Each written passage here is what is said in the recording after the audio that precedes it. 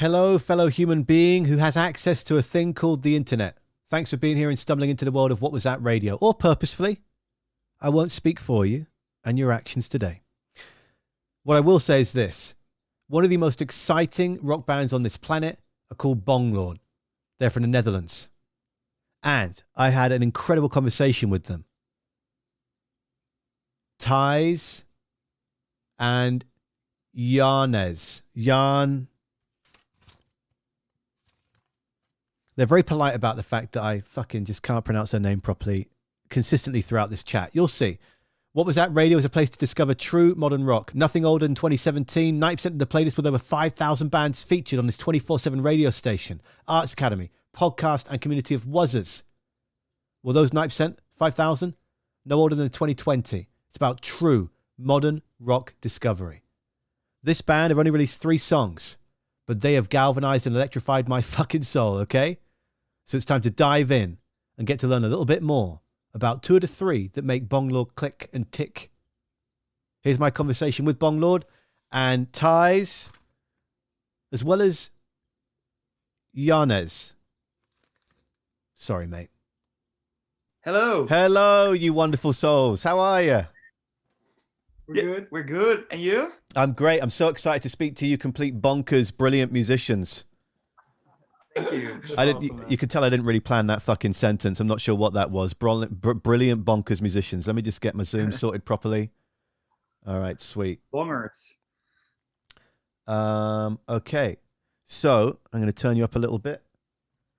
Yeah, we were just because we're streaming live on the old Twitch right now. We're just going through some of your live performances, and we just watched. Is it the radio station MPO 3FM? Oh yeah.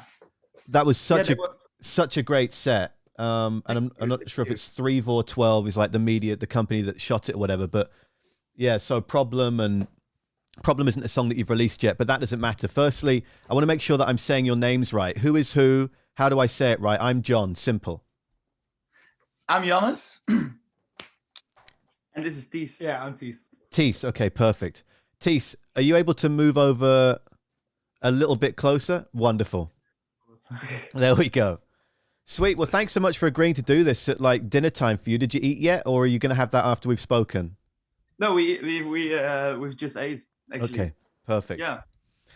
Well, so basically the context behind me is that my name is John. I worked in commercial radio, in rock radio for a station called The Zone at 91.3 on Vancouver Island in Canada for 10 years. I'm originally from England, and I decided at the start of the pandemic that I wanted to keep pushing myself to grow. And whilst radio is very powerful and commercial radio and massive conglomerates, they're very powerful, I just felt that there were so many bands out there that just weren't getting the light of day. And so I thought, well, let's just go about building a true modern rock radio station where with What Was That, nothing is older than the 2017 release. 90% of the playlist, of which there are over 5,000 bands, including you, is released from 2020 onwards. So it's pure music. It's just pure modern rock. Just to dive into it. Then the offshoot of that is that there's the podcast, like we're talking now. Obviously, everyone's got a fucking podcast now. And then there's also the Arts Academy. So everything I earn is split 50-50. So where the other 50% of that money goes is right back into the community that support me, back into mental health initiative, looking after themselves, whether that's buying camera gear for photographers, whether that's buying to help with people's pet surgeries, whatever it might be. Then it's also about supporting independent bands like yourselves, which is, I'm not sure if you can see behind me all these random vinyl and stuff up there where I'll contact bands like yourself and be like, right, we fucking love you. We want to buy 500 euros worth of your new album, and if you can sign it, and then I give it away to subscribers. So it's all about just trying to affect positive change. And we'll get into many different bits of the music business and what it means to you. But to me, again, the biggest, most important thing is that I've got nothing against anything. Spotify, major radio stations, but what I believe we can all do is be fairer in how we uplift people like you that galvanized me so much. Because the first song I heard was I Want It Now, which is just so good. Then obviously Whoo, yeah. And then I'm Staying in Bed Today comes out last week. So really with that context of me aside, now I'm going to shut up and it's all about you two. Is how did you two meet in the first place? Where did this friendship come from? Well, we actually met in school. Yeah, it's a music school, some kind of art school vibe. and we became classmates, and we had the same taste of music, so we started making music together, and it started off as a stoner rock project. Yeah, real doomy stoner Nice shit. So that's also why the name Bongloard is like more common for a stoner rock band. But then we did this for years, a little bit underground, not like out there, but just for ourselves, and played a few shows just because we thought it was cool, or for the school we were in. And that grew out to be more garage rocky each time. And then we both were in two bands, and I was also in a band where I was drummer. And then the other two bands, they stopped. They quit. And then I was only drumming, and I was like, "Fuck, man! I need to be on stage with the guitar and to sing." And then we started off the band, and then we immediately did all the cool things in Holland. Yeah. Actually, yeah. In Holland, you have a traveling festival called Popronde. And each year, like 100 bands are going on tour with that festival, and it's like a big, how do you say that?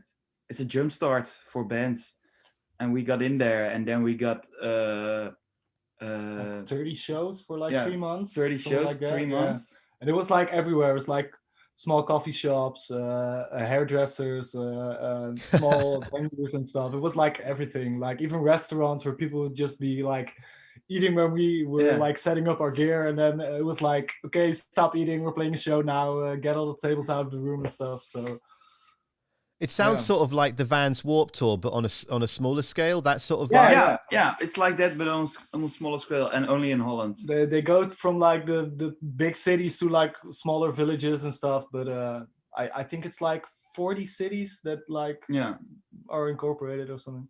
So this is how many years ago then? Like 2017, 2018, you started doing that?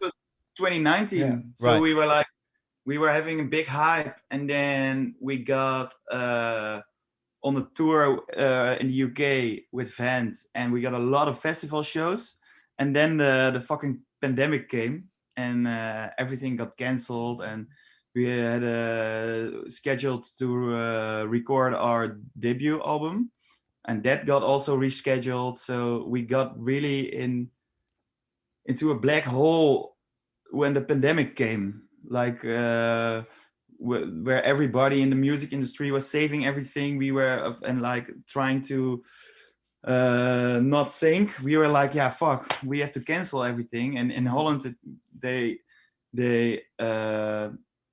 first it was a month, then another month, and another month. So like each month we were like canceling 5 shows. So we were like really hoping, oh, please, this show go on, because we were playing festivals with 2,000, 3,000 people. So we were like really looking forward, and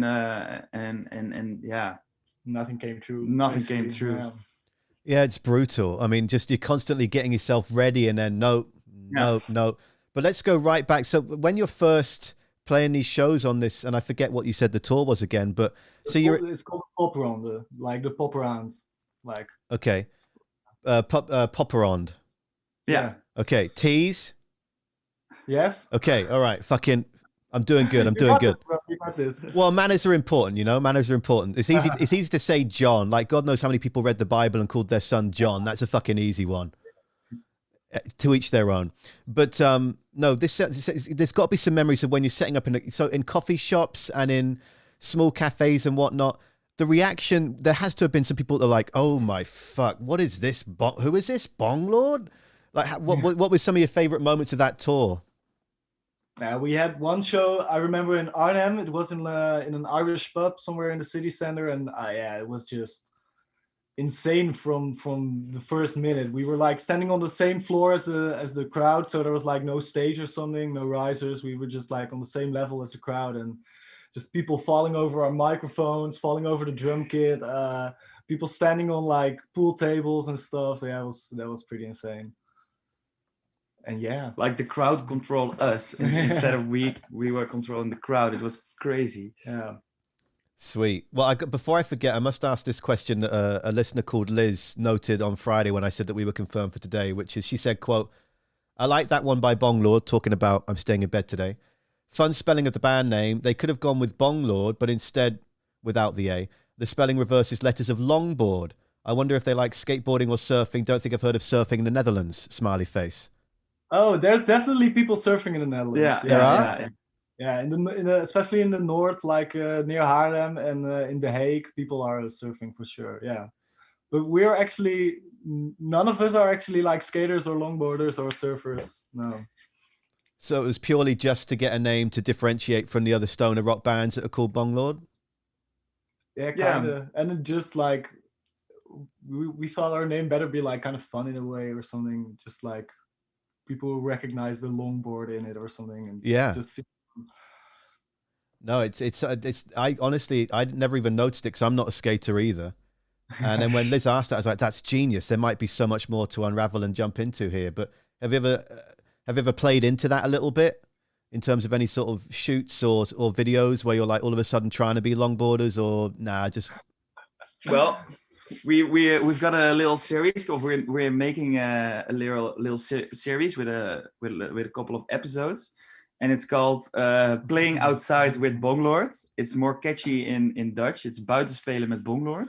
Well, buiten spelen and teach me. Buiten spelen met Bongloard. Buiten spelen met Bongloard. met or met? Met. Okay. Buiten spelen met Bongloard. Yeah. I'll give that as 5 out of 10. You're being very kind. And we're doing like weird shit, and we're just full in the making of it, and then we think of something crazy and we're doing it. So we already fried Bounty, and we also other energy bars and stuff. You deep fried a Bounty. Yeah. Right. So for those over here in Canada, Bounty is like a European chocolate. It's a candy bar. Like Mars bars and Twixes and stuff. Yeah. And we want to do a skating episode, and we want to do a lot of more shit, which we think is very funny. Well, yeah, it's trying to show your personality. Yeah. Sorry, Tys, I spoke over you. Oh, no problem. So yeah, with like Bongloard, we try to do a lot of fun shit, but then I think over the pandemic we also got a little bit serious about what we want to talk about, and I think the music got a little bit more serious, just the subjects and what we want to do. But Bongloard just has to be fun. We have 3 friends, and we want to have we just want to have fun. So tell me about the other Jan then. Where did you meet him at the same music school, or how did he come into the picture? Yeah, he was like we were studying 1 year under us, so he was like in 2nd grade when we were in 3rd, and we actually didn't really play that much like together or something. I believe I kind of met him and I knew about him, and I think it took like 3 years until you guys got into a class together. When we really needed a drummer, that we actually got to play with Jan, and and now he's our best friend. Yeah, and it clicked instantly, like musically and like our personalities. I think it's we became friends instantly. It was pretty awesome. What is his personality like? I mean, this is what's so good about watching these live performances, is he is clinical. The thing for me, like, I play drums as well, and for me, I'm more about it's the energy that you transmit through the drums. You can play drums 1, 2, 3, 4 count perfectly, but it's the passion that you put through and the velocity of every hit, how you shape that performance. And he just seems to be not only clinical, but just so fluid. Is an extremely talented drummer. Definitely. Yeah. He's really into metal, so he played in a lot of metal bands, and I remember him as when we didn't really know him as the biggest metalhead I knew. And I don't know, we played with a few other drummers, and those guys were more garage rock drummers, but really talented. But they played more, OCs wise, more. I really got a OCs vibe from all. Yeah, like heavy and simple. Heavy and Jan, simple. Jan is really fucking technical. I'm sorry for my language, but he's insane. He's like, he can do so many things and like insane quick blast beats and stuff like that. It's Yeah, his fills, he always has a little half bar fill going into choruses that are just like, okay, you've clearly come from the Mastodon and Tool era, Danny Carey, putting in these little bits. Some of my favorite bands that are tattooed all over me. But and you can swear as much as you fucking like. We're not on commercial radio. This is the internet, and this is our show. We do what we want here. The three of us, we decide the energy. That's all. Yeah, Jan is like the biggest Rammstein fan I know. He always goes to concerts when they play in like Berlin and stuff. So it's he got his inspiration from the very intense drummers. He's lucky he's still got some hair with all the fucking pyro that they set off. Yeah. My God. Well, he's going to Berlin. He's going to Berlin this June. And last weekend he joked, I probably come back without my eyebrows. I remember seeing Rammstein at a music festival about 15 years ago, and I'd somehow managed to get at the front row. And as the band hadn't even come out yet, and when you just hear like Tao like, "Are you ready?" and then just like, boom, and fucking just flames. Yeah, just coming firing at you. Yeah, because it went 9 Inch Nails and then Rammstein. I'll never forget that night. That was just an industrial mayhem. It was so good. Yeah, I get that. But actually, before I have you ever heard of Loot out of Norway? Loot? L-U-T, Loot. Have you heard of Combos from Norway? No. These are bands I'm going to send you that I think you'd really love. Awesome. Cool. Have you heard of Brutus from Norway? Brutus is from Belgium, right? Oh, sorry, Belgium. Yeah. It's because I have so many bands that I've got hard on from Norway that I just presume they're all Norway. Spiral Drive from Germany are also a really cool psychedelic rock band. But yeah, Loot and Combos for me, I think those two bands would go with your energy so well. That sort of garage rock punk. But again, I'll Instagram you that afterwards. But I always like to make sure that I let people know of some bands, because that's what I don't plan anything, by the way. All I've written down are your names, the album title, and then the bands I wanted to tell you about. That's cool. This is just here in case you say something that I'm like, I want to come back to that and note it down. But what are some bands that galvanized you growing up in Holland? From Holland. Yeah, Dutch bands. I was always really impressed by the Def. It's a 60 speed beat band. And I've been a really big fan, but also Bird of Joy was a big influence in my life. The Wolf. They were like really young when they started playing. Yeah. And they grew up really quick, and I was always like, wow, this is so cool. Yeah. But yeah, I think it's mostly like psychedelic blues music from the Netherlands that really interested me. And the Staats. Yeah. Do you know the Staats? The Stars? The Staats. The Starts, yes. Yeah. I know the Starts, yes. Yeah. I've really followed their path, because the first album came out when I was like 16, I guess, and now we're 10 years later. So and Welles Van Born, they're from Belgium. They also recorded an album in Rancho de la Luna in California. I was just really big fan. And then what are some modern bands that you would love the chance to just tour with or speak to or just learn some things from and have a chat with? I am a really, really, really big fan of DOCs. Well, actually, I have a triangle of 3 bands, and it's DOCs, Ty Segall, and everything that Ty Segall does, and King Gizzard and Lizard Wizard. And those are that's the holy triangle. Okay, sweet. Yeah, I was looking through your Spotify playlist, and it was pretty obvious that you're a fan of Ty. You've got some Bass Drum of Death on there as well. Some Amyl and the Sniffers from Australia that are so fucking good. Yeah, Gogs, Fuzz, the Ballet Bombs. Yeah, I was looking through this earlier as well. Yeah, I had a And chat. we are also big fans of the good era of Tame Impala. Yeah, And like the first two albums, first and two the first albums. EP especially. And then Currents came, and then we were like, no, fuck this. This is not my kind of music. Okay, that's good to know. That's good to know with what I suggest to you. Otherwise, you'll be like, did this guy fucking listen to anything we said? Okay, sweet. And also, especially a lot of like Australian music is very, very something I listen to a lot, like the Chats, Dune Rats and stuff. Yeah. I really enjoy their music and their energy. It's all kind of like, I want our music to be like just a lot of fun and heavy melodic rock music. Yeah, it shows. What do you know? DZ Death Rays and Loser, Psychedelic Porn Crumpets, Dear Seattle. There's so many great bands out of Australia right now. And I've spoken with 2 or 3 of those bands in the last few weeks here that I could definitely try and connect the dots with you with some of them. That's what I'm trying to do as well. Is like, I'm not, I'm just one really passionate music nerd.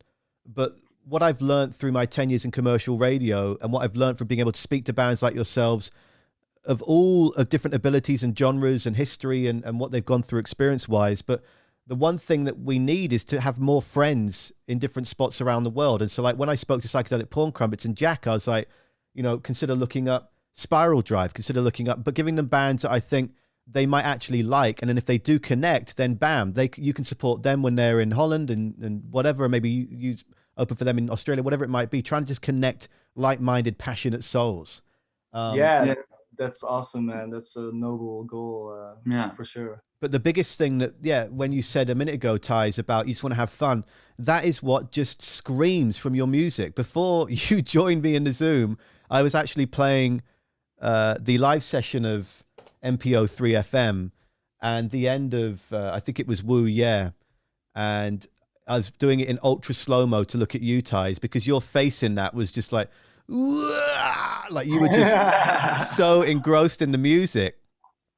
And so when you're performing, like how, I know for me, I usually get quite anxious leading up to it. Then when I'm out on the stage, I'm just this possessed animal. Like I'm just staring into people's souls. I'm going to take you with me, get on my shoulders and let me drum. And everything is forgotten. It's just a whole new world. When you guys perform, what energies do you go through before the show and then when you're out on the stage? Is there a similar switch? Because you just seem fucking fearless. We're always joking around. Always. It's like in the van, it's like we're laughing, and when we come there, we're always laughing. It's always good vibe, and when I come on stage, I really like. Also, I like the funny part, but more the how do you say it? The dry part. So when I come on stage, I just say, "Hey," and then everybody looks weird at me, and then we just start playing, and then in between all the songs, we're just joking around. And last week we played a show before an audience. Yeah, we were opening a festival in in the middle of nowhere. So there was like 50 people and everybody was like standing like this, and I think they enjoyed it. But when I asked, "Are you having fun?" just one person said, "Yeah." And I was like, okay. Are we gonna do it like this? Is this gonna be the whole dynamic? So then I'm just joking around, and I like, sometimes you have a show and the whole audience is going crazy and mosh pits and everything. And when you have a show where everybody is like more laid back or not like responding, then I just take my chance to make it a whole comedy show. I just What's your angle on that though? Do you just playful with them? You don't shame anyone about anything. You just dive in and just go ultimate goof mode. How do you try and show that audience what you're all about? We're always, in my opinion, like we're always playing an energetic and a good show. It doesn't matter if there are 2 people in the audience or if it's full house. Yeah, but like maybe in the in the like the best shows are always like the most energetic crowds and stuff. Yeah. So I'll definitely have like a better feeling getting off the stage when it was like an amazing night than when it was just like a couple of people standing and looking there. And yeah, sometimes Dutch crowds can be like difficult to play for, or like really they have a hard time like listening to new music, I guess, and are more into cover bands and tribute bands and stuff like that. So yeah, if it's like a young crowd with like a lot of people of our age and younger and a little older maybe, then I'll have the best evening. Yeah. And then how is it working out over in Holland right now? I know that in England, and I can't speak too much for England because I've not lived there for a decade, but in Canada, something that irks me, which means pisses me off a little bit, is that all these venues now have to be, you've got to be done by 10 p.m. Then the DJs come out until 3 a.m.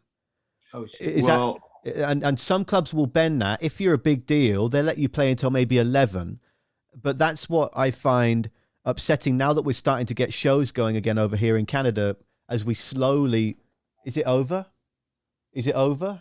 Peer out from the COVID-19 curtain. Is that I was hoping that more venues would be like, right, we want fucking live music back. We'll let you go until midnight. Bring in sellout crowds. But no, they're still saying 9:30, 10 p.m. get off, 10:30 latest. What's the general, and that's throwing a blanket statement out because that's just speaking of my community. But with your community, how does that go? What's the flexibility with bands? And let's also, and I'll shut up and let you talk for 3 or 4 minutes. Compare, if you can give me some artists when you were first starting out and people were like, who's Bongloard? And then maybe now when there's a bit more established energy around your name, how have you found that process? Well, to answer your first question, before the whole pandemic, we also like the band stops at 11 o'clock, then they have club night. Where do we have to go? Because we really don't like, we like dancing, but we like dancing to the Stooges and not to fucking techno music. So that was always a bit tough, and there were a few bands who were like manifesting that. They made a festival last night on Earth, and it was just at night.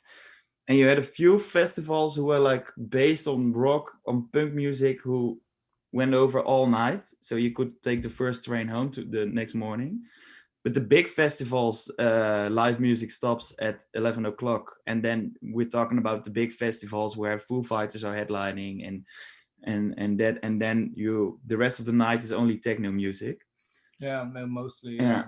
But now COVID is over. Like in Holland, it looks like all the rules are gone. It looks like there's no COVID anymore.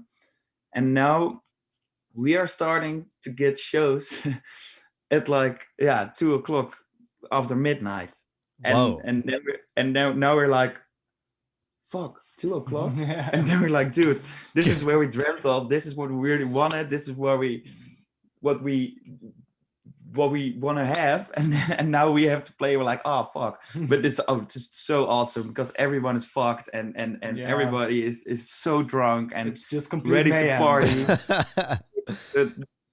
This really feels like rock and roll. A full venue of people at 2 a.m. Right at 2 a.m. and then and everybody's drunk. So are these mixer shows, or is this is your show that you've advertised? It's a Bongloard headline show, because that's 2 a.m. That's nuts. No, we haven't really done a lot of headline shows. I believe none actually. No. Yeah, we just like did a lot of support shows and like evenings with like filled with bands or stuff like that, small festivals and stuff. Yeah, we're really doing shows. Yeah, we're now aiming at shows where like there are already people. So at band evenings or support shows or festivals. And the 20th of May, our album is coming out, and we are not gonna give a big party, but the vinyl is coming in I think September or October, and then we are going to give a big party, Bongloard party. And I hope we're doing a few club shows then, and that's gonna be the hard ticket sales. So now we don't want to burn our fingers to the ticket sale thingy, but like in 6 months we're gonna dive into that. Well, I think that's a good idea too, because as much as COVID is It's not gone yet. There's still so much that's got to be sorted out about it. There's still different waves and variants and this, that, and the other. So I think that's a smart idea after 2 years of you being like, well, we're having to reschedule everything every 30 days. Now you can just give yourself that 6-month window to just truly plan, make a second plan in case the world hits shit again, so on and so forth. We would love to absolutely buy loads of signed vinyl. So we'll make sure that we communicate about that. That would be awesome for sure. And do that in a way that, because you're independent, or do you have a management team, or how do you run the band business wise? Just you guys? Well, that's a bit weird story, but we were working with a management team, but they got so busy over COVID, and they have a few cash cows. They had a few cash cows, and they had us and a few other bands, and they had to drop half of their roster. And so I really get it from their perspective, because they were too fucking busy. But we have a booking agent, though. Yeah, we have a booking agent, and I have a little record label myself. It's not really big, but we're releasing the album on that record label. Oh, what's the label called? Supermarket Society. Ha, nice. Why did you call it that? Well, I think it's weird. It's kind of weird that you can buy everything pre-packed in a supermarket. Like all the meat is the same color, the same sizes. It's like all the pieces are exactly the same. All the vegetables are like exactly the same. Everything is, and it's cut up and ready. Yeah, so it's a bit weird if you look at the history of things. So, and it's kind of linked to my solo project, and I write songs about things that I think are weird in this world, like Mark Zuckerberg or the internet.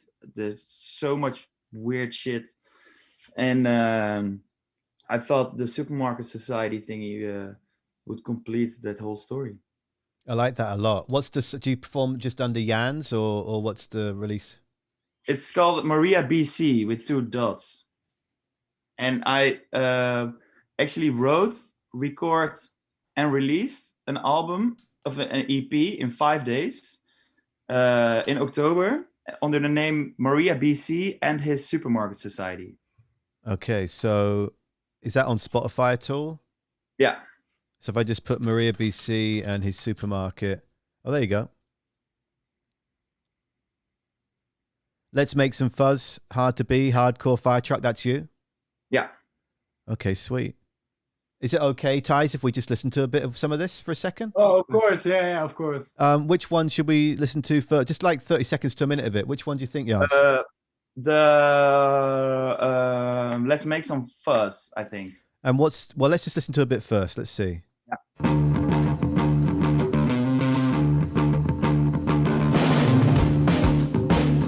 This is you on all the instruments? No, this is I gathered the whole band, and we wrote, recorded, and released this in 5 days. Okay, so Thijs, you're on this as well, then playing bass, that sort of thing? Oh, no. I was there for like a day or two, like chilling, but no. I got all cool people from all cool bands in Holland, and with 6 of us, and me as a leader, and we just did that. We came in with nothing, and on Friday we were holding the cassette, and it was pretty heavy, and all the energy of that week is caught up in that record, as sometimes things are weird or not going well, but that's all part of that process and that record. Fucking sweet. Let's listen to a bit of this.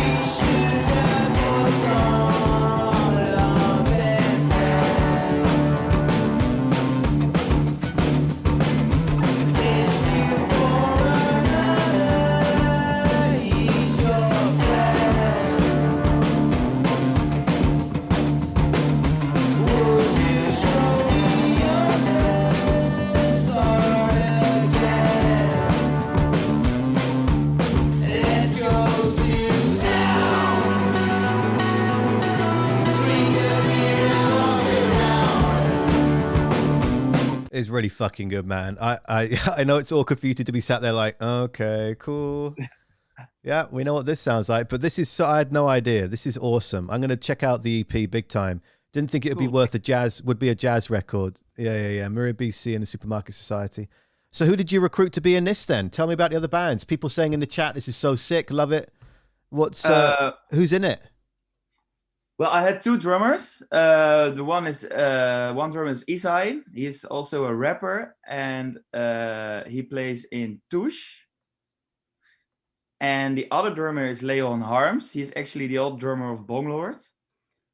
And he plays in a lot of bands, a lot of cool Dutch bands. And he also played in Rats on Rafts. I don't know, maybe you know that band? I would be lying if I said yes in this moment. I'd have to double check. And on bass, I had Sam Pols. He's playing in Magnetic Spaceman. We play a lot with them, actually. Bonglord and Magnetic Spaceman are a good combo.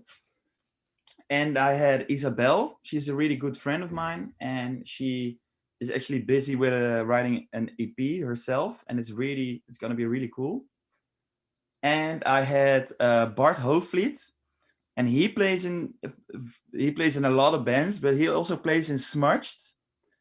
And they paint themselves green, and they play kind of techno music. Yeah, it's like crowd rock meets techno music, and it's awesome. It's really awesome. Yeah, it's really cool. You got to email me all those bands because I know that what I've written down is not at all how you spell it. Yeah, well, I exchanged some lists. Yeah. So that, and yeah, it was a really, really weird experience. I don't know if I will do it again in 5 days, but it was so cool. It was one of the best weeks of my life, but I really had to rest for a month. I think it was really heavy, and the bar was open, free, so that was also a good. Hoe zeg je dat? Afleiding? A good distraction. Yeah. Yeah. Okay. There we go. All right. Well, look, this is fascinating because this now gives us a chance to just juxtapose. Why am I saying juxtapose? Juxtaposition. Anyway, this gives us a good chance to compare the two different ways in which you went about creating. Because and Thijs, bear with me here a little bit because we will bring you back into this with Bongloard, but. So Jannes, when Maria BC and his Supermarket Society, you made this record in 96 hours with a group of musicians that you've met throughout the industry in Holland that you love, you've got a good connection with. Okay, let's make this thing. Fuck, how are we going to do it? We don't know. Let's try it. Tell us more about where you went to do it. Why is there a distraction of a bar? Did you just bring gear into a bar and take someone's keys and say, don't fucking come back for 5 days? And then once you get through running us around how that came to be and what you learned from that, how does that then in turn, this is where Thijs, you'll come back in here, compared to the new Bongloard album that you're going to release next month? Yeah. Well, they offered me... I'm also playing in another band. It's called Foes. And they offered me a artist in residency at het Slachthuis in Haarlem. That's it's a punk place. And they got the place from their city. To they're gonna demolish it, but as long as they're not gonna demolish it, they can use it as a venue. So it's really cool, and the people who work there do it for their love for punk music and their love for happening in the scene, and not for the money or for the commerce. It's the coolest place in the Netherlands right now. It's the coolest place in the Netherlands right now. It's full they do shows 3-4 times a week. It's free income. They pay their bands, and it's full every time. It's just it's crazy. And they offered me a artist in residency for Bongloard or for Foes, but it didn't really. How do you say that? It didn't really serve a purpose for us. No, we didn't serve a purpose because Foes is I am doing the record myself, and Bongloard, we just finished our record, so we were like, yeah. It's not our time to be artists in residency. We're not using it well. And then I just want to make records, and I did a little solo EP with Maria BC, and then I was like, yeah, fuck it, I'm gonna ask the coolest people I know, and who are not in Bongloard and in Voos, because obviously they are right. they are the coolest people I know. And so I just asked them, and I got also a little fund for that, so I could pay everyone, and I could pay all the food and all the gas, and we set up in this venue, and we slept on stage, and we set up in the venue where the people are standing normally, and we just went for it. So, and there's a bar in the venue, and they were like, take everything from the bar you need. So each night we were like drinking a lot of beers, because the whole crew are beer drinkers. The whole band are like big beer drinkers. And and I learned a lot. Yeah, what did I learn? I learned kind of to communicate, but it was so hectic. And then like the first 3 days we wrote the songs, and then the fourth day we were recording it, but we could record from 11 till 4 or 5. Then the sound engineer had to do a live show somewhere else. Then he came back at 11 before midnight, and then we recorded until 5 p.m. and it was AM. AM. So it was crazy, and then he started mixing, and it had to go to the mastering guy that morning. So like the engineer didn't not sleep, and I was like seeing stars, so I was like, fuck, I need to sleep, because otherwise I will die. And we had 2 shows, so the Friday and the Saturday we had a show, and then on Friday we planned to rehearse everything, but we didn't really have time to rehearse, so we just ate, and then it was showtime, and everybody was like, okay, fuck it, we're gonna do this, and all the emotions came out on stage, and it was super awesome. And then we got really drunk that night, and then next day we got another show, so everybody was a little bit more how do you say that, a little bit more burned or something. Burnt out. It was also burned out. It was also a very cool show, but that Friday, like, my goal was to go in with nothing, no ideas, nothing. We just build up, stand there, and everything would come out. And then the goal was on Friday to hold it. So 15 minutes before the show, our management came in with a big box of cassettes, and I was like, oh yeah, fuck, we have it. And then I hold it in my hands. It was crazy. I didn't expect it. I really hoped that we got the deadline, but then when I hold it, it was crazy. It's just bonkers. Maria saying in the chat, such impressive artists. Maria, thanks for saying the first thing you have in the old Twitch live chat. I appreciate that. That is nuts to go in knowing nothing, to sleep on the stage, to set up on the floor, to drink, beer on your cereal in the morning because there's no milk, and to make that kind of music in 96 hours. I didn't realize it was then mastered and thrown onto cassette tape all within the same week. And then you perform at the end of it 2 shows as Maria BC in the Supermarket Society. Yeah. And you've only just written these songs. That's fucking nuts. It was, and I really just wanted to be able to play with those musicians, because I'm a really big fan of them, and it couldn't take longer because everybody's super busy and everybody had to play. So I was, this was almost the only time I could do this. And I'm busy with writing a record for Maria BC, and I really want to go on tour.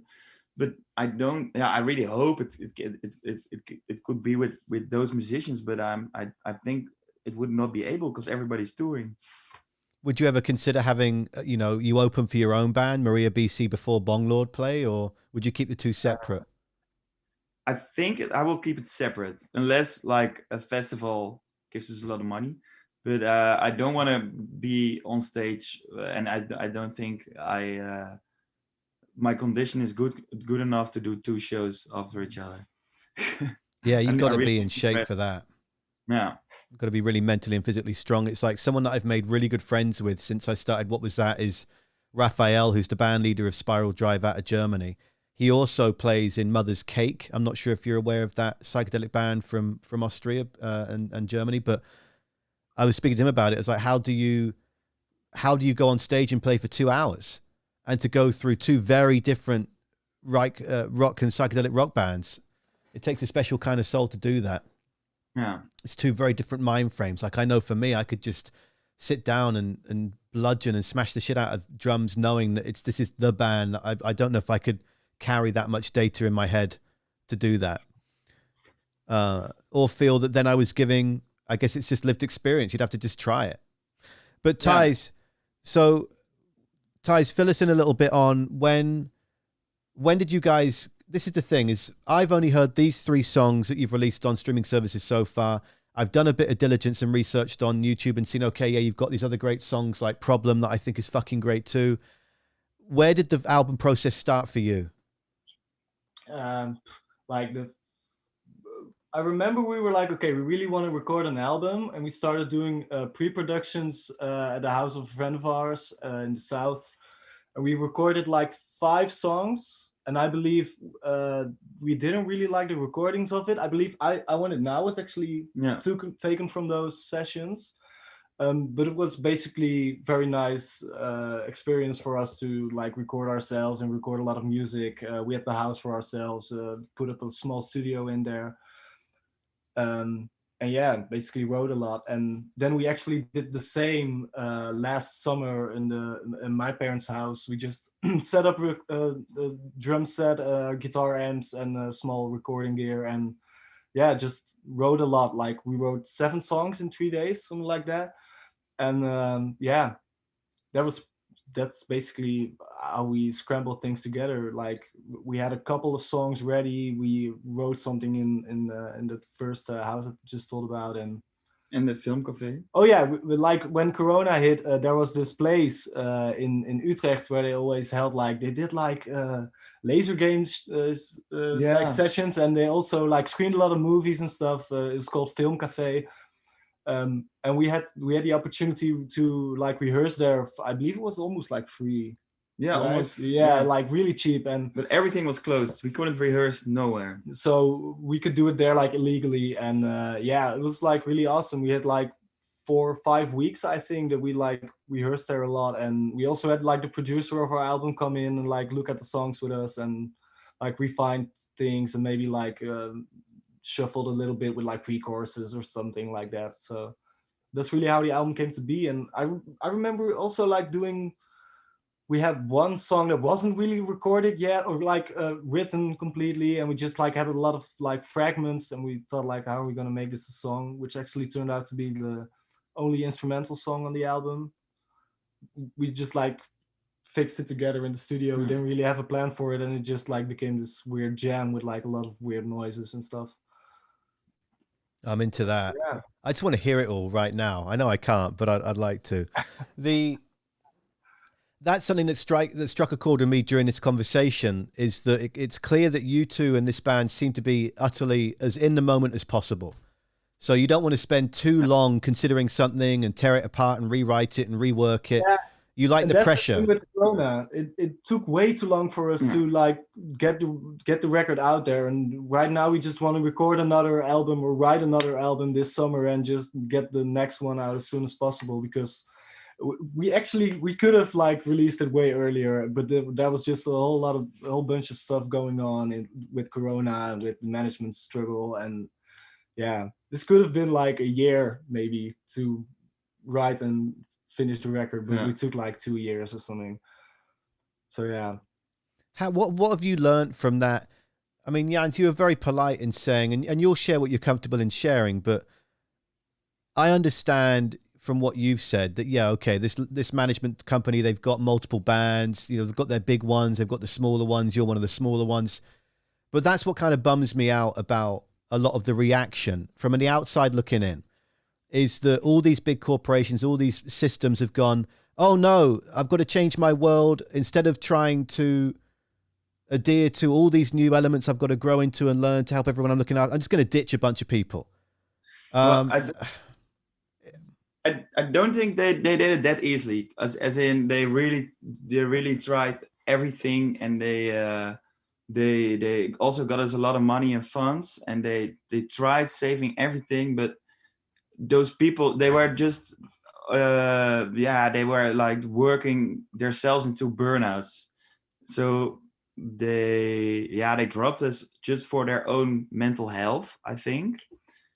Like, and those people, they were like busy for like a year, like just rescheduling shows. Just like, okay, we need to get a date for this show. Okay, when can we do it? Like, same thing over every 2-3 months. So yeah, I kind of get it. Yeah, I really get it. And we still see him. We're gonna see him at shows, and we're still friends. But it just sucks for us, and it gives us a lot of work. But also, I think it brought the band more together, as in we just got closer as a band, because now we have to do everything ourselves. So we call each day about something. We call like each day 3 times. Yeah. And then sometimes it's just a small thing, or sometimes it's just to tell a joke, or sometimes it's just because I'm panicking the hell out because it's so really exciting to release an album, and it's gonna be the first Bongloard thing, and we're sitting on this for like almost 2 years. I'm staying in bed today. We wrote and recorded like last September, because we had the album, and then we thought, no, we want to make it more fresh for ourselves. So we wrote 3 new songs, and those are in the storyline of all the songs are, they're fitting in the story, but it's like you have the pre-corona. Yeah, it's kind of like I wrote the songs about my experiences, and it's like the pre-corona Jannes, and it's like the corona Jannes. That's how it feels for me. And the guys, they can relate to everything I talk about on the album. I keep saying Jannes instead of Jonas. Jannes. Jannes, Sorry, man. And like, I wasn't trying to set you up for a grudge against the old manager and the system, but it's just like it shows how frail all these systems are. In that, when there's one major thing, because I imagine they're independent too, working for themselves, working a small company, they're trying to attach to the bigger companies and publicists, etc. This is what's so frightening about the fact that one thing comes along and the whole system crumbles, and there's nothing to fix it. And then the ramifications are millions of performers around the planet that are like, oh shit.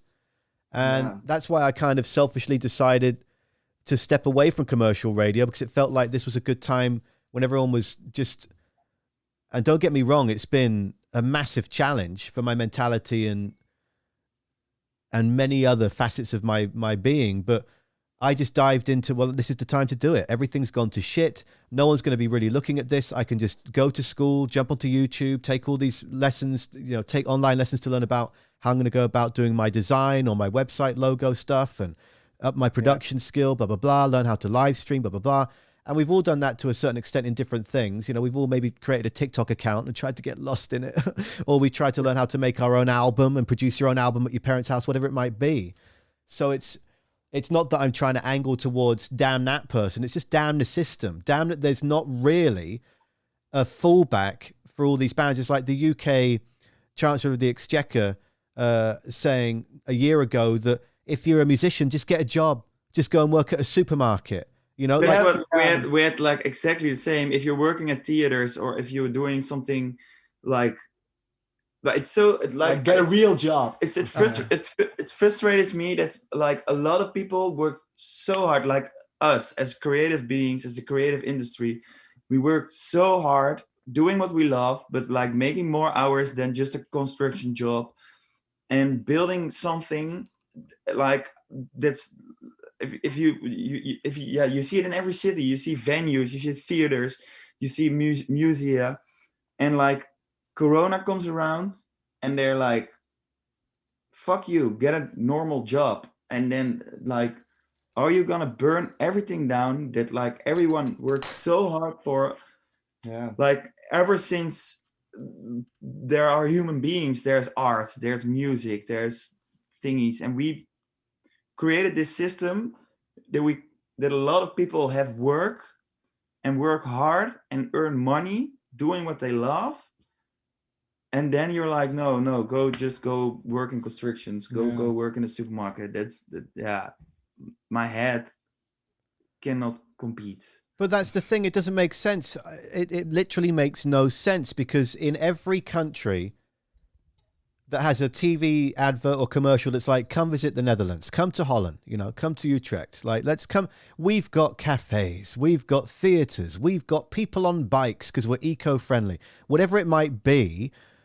All of a sudden now it doesn't matter, because this is what, it's just like we're on the same page. It doesn't make any sense. The arts, this planet of humans has been built off the back of art, entertainment, adventure, culture. So it just makes no sense that such stupid, benign comments would be made. Like, just go and get a job, because then you can't even get any jobs anyway, because people are going to study to be lawyers that are stacking shelves and produce at different places. Like, I've got friends in England that studied that and they're stacking apples. It's not as easy as just go get it when there's millions upon millions of us. Yeah, it's just so odd. Yeah, and you also have like a lot of people that are like, okay, this venue is like funded by the government or by like gemeentes or something, and they're like, oh, does my tax money go to like musea and stuff? Oh man, I hate that. And there's like an awful lot of like right wing people in the Netherlands too. So yeah.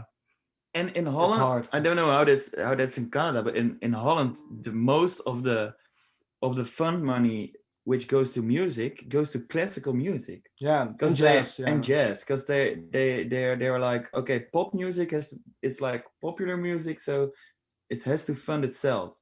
Because it's popular. But we also got a lot of money from the government to do nice things. So we're not like, fuck you government, because they gave us money to fund the album, to fund tours. But still, it's a bit weird. Yeah, it's a delicate balance, and it's never going to be perfect.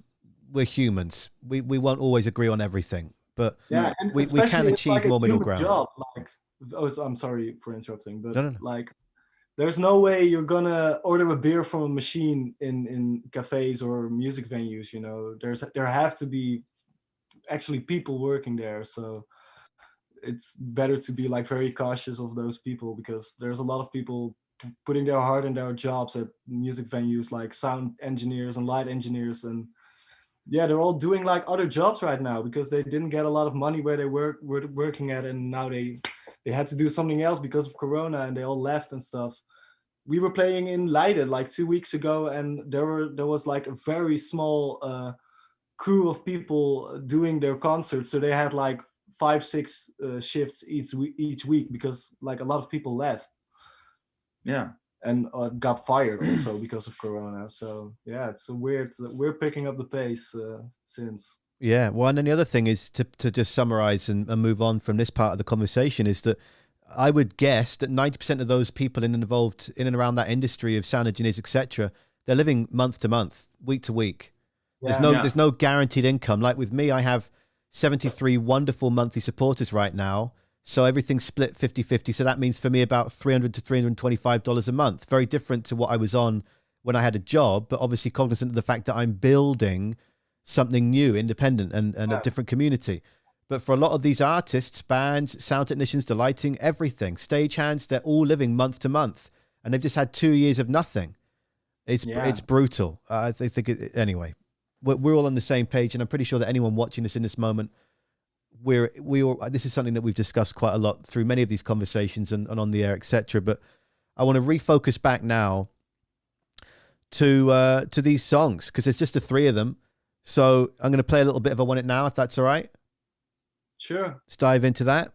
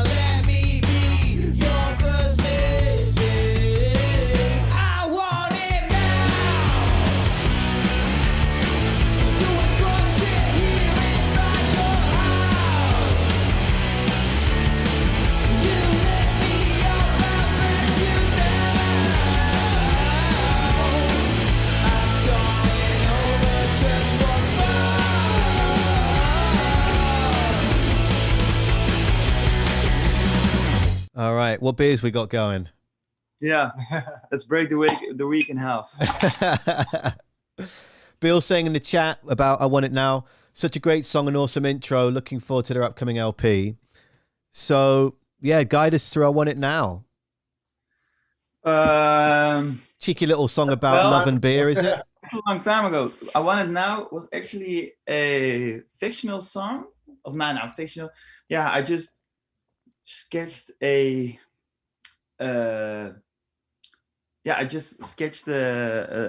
story of a guy going with a girl, and the girl has a boyfriend, so it's kind of weird. And well, that's a bit weird, but I had I'm studying production, so music production, and I had some kind of mentor, and he mixed the song, and he was like, Jannes, I really like the song, but the lyrics can be more like, you're an artist. Make it art. So yeah, that kind of shocked me. How do we say that? I was kind of devastated from it, that he was like, yeah, he gave me this advice, but it was kind of hard advice. But with that in mind, I started making the album. So now in my opinion, I wrote better songs since then. Yeah, especially like better stories. And try more to tell other stories, and what I try more to project my life on the stories in Bongloard. So that's what your friend advised that he didn't like, is he wanted you to be more authentic and write from within and not necessarily try and capture something else or make up someone else's story. Yeah, and he really told me, Jannes, you're an artist. So be an artist, make art. So that was kind of hard for me, actually. So and then we released the song, and I really love the song, and I really love singing it. But it's that I Want It Now is more, it stands like it's not in the line of the album. You know what I'm trying to say? Absolutely. Yeah. No, I get it. Absolutely. And sorry if I leave like awkward space. It's because I don't want to jump in and interrupt or tell you what your thought is. I'd rather give it a chance to do it, because I know that we've done that a few times, just because I think A, excitement, and B, what are we trying to say? So no. So did I Want It Now, was that before you wrote Whoo, yeah, or was that? No, Whoo, yeah was like one of the first songs we wrote. It's like 2018? 2018, yeah. Something like that, yeah. Yeah, it's like Whoo, yeah we wrote before we played. So after that we recorded. So we recorded the song, and the single was ready, and then on March 1st, 2019. 2019, I think. March 1st, 2019, we released Bongloard, and then a month later we released Whoo, yeah. So like everything was really planned and scheduled, and we really tried to be professional, and that worked out. And then I Want It Now came after the pop ronde, so it was like fall or winter 2019. Yeah, something like that. Yeah. Whoo, yeah just has that kind of energy of like, when I think back to the bands that I've been in, and by no means are these world-class bands, but I just, you have that feeling when you first start to write together, and it feels like one of the first songs. It feels like if I was in your band, it would be the opening song of our set, because it's just like, this is who we fucking are. Is that a good guess? It's not the opening of our set. In the early days. I believe we did that a couple of times. Yeah. I'll take two. Yeah. But I interrupted you. Go on, Jannes. Yeah, now every time we play Whoo, yeah, because it's opening with the delay thingy, and I can do that with my feet on my delay pedal. So then I'm like, I'm always joking before that, and I can like end the joke not with the last word, but with the. And I don't know. The energy in Whoo, yeah is always big, and I'm always messing around with the words. because I'm gonna like we are from the south. We were born in the south, and the how do you say that? The provincie, the province is called Brabant, and we are really proud to come from Brabant because it's like the fucking amazing province in Holland.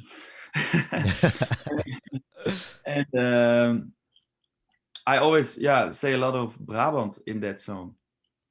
Yeah, I noticed on the 3 or 4 live performances that I saw of you on YouTube where I like that you mix up the choruses and you mix up some of the words. You know, sometimes you do the whole woo, sometimes just the W. What? Yeah. Eh. Or the yeah. Lots of just guttural like you might be about to throw up the beer you just started drinking. Sometimes. No, I think it's awesome. I think, and I'll play a little bit for though. I mean, pretty much sure everyone right now watching knows of this song. 'Cause this is one of the, when I worked in commercial radio, and I started a show on Sunday night that was all about new music exposure. And okay, let me give you the full context and not go on for 20 minutes. But I had been trying for years to do a pure modern rock discovery show. And my boss, who I love, I call him my Canadian dad. Well, we don't work together anymore because he retired and I left. But he was like, yes, let's do it. And so I was like, okay, I'm going to call it What Was That? And it'll be an hour of modern alternative, anything goes, and I want it to have bands from all over the world. Like, what are we missing? You know, what are commercial radio listeners missing? And in the very first show, I think it was the 4th or 5th song in, I featured Whoo. Yeah, that was when I first came across it. Oh, cool. And so when I was first starting to think about when the pandemic hit, and I was like, I think I'm gonna leave commercial radio, and I'd like to build a station around songs like Woo Yeah. And so I sent a playlist to my partner Jody, who's watching upstairs, and was like, how cool would it be if there was a 24/7 radio station that played these bands, and bands like, you know, yourself and Spiral Drive and Loot and Brutus and Combos and all these crazy European bands and that I'd found from digging, because I follow like 1,000 music blogs. I bookmark everything, and that's why it's great when I speak to people like you. It's like, tell me all these cool Dutch rock and indie blogs that I can then keep checking, and tell me all your friends, because then the way that I find music is I'll go, right, Bongloard, who did you play with? All right, and like your band with Maria BC, who are all these bands? And then you just start to create your own spider web and branch out and go, oh fuck, oh great, oh awesome, let's get all these in. So Woo Yeah is a song that I've been blasting for a couple of years now, and just desperately wanting more, selfishly wanting more from you and from Jan as well. And so glad to hear about the record. So Ties, with I'm Staying in Bed Today, what is something, let me just play a little bit more, jump in about here.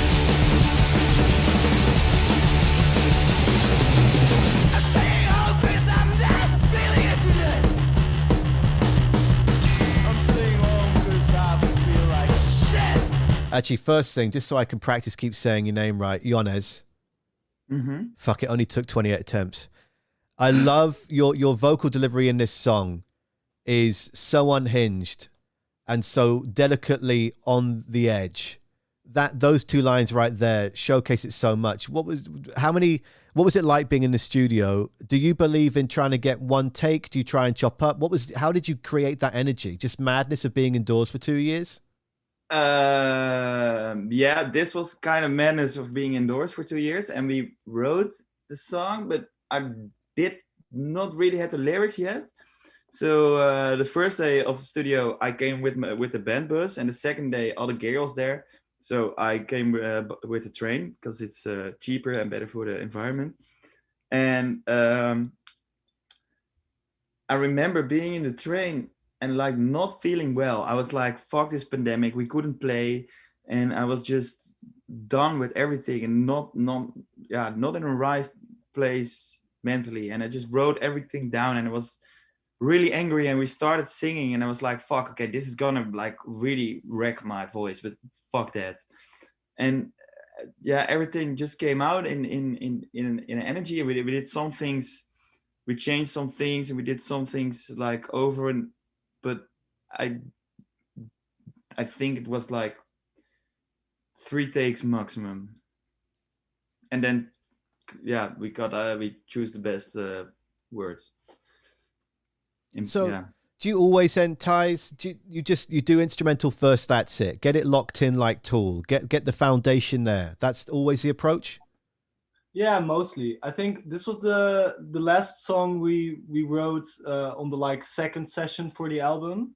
I believe it was like we had some time off until we had to stop like playing for the neighbors, and we just like, okay, let's drop something off. And I remember Jan started with that drum, that like that drum groove, and I believe I just started playing something. We basically had the song in like 5 or 10 minutes. Yeah. I believe something like that. With Jan is like yelling gibberish always, because it's like, yeah. I think it's very hard to get like a proper story or like song lyric in like 5 minutes. I think that's pretty impossible for us. All the music is like, it was so spontaneous. It's like almost all the Bongloard songs, they are already there. They're already in our heads, but we just haven't played them yet. It's so weird. Almost all the songs come out in 10 minutes. In like, oh, you do this, you do this, you do this. Okay, let's record this on the iPhone. And then we are, okay, fuck, we wrote a song in, what was it, 10 minutes? What the fuck? And I feel like if we put too much pressure or like try out like too many things, it ends up like not really being something we're proud of. If we really start like struggling with a song, I feel like we leave it sometimes. Yeah. And just like start with something new. Yeah, it's got to be pure. You've got to just trust your gut. That I think that this is what I've said, and again, for those watching, I say this in every bloody conversation I have.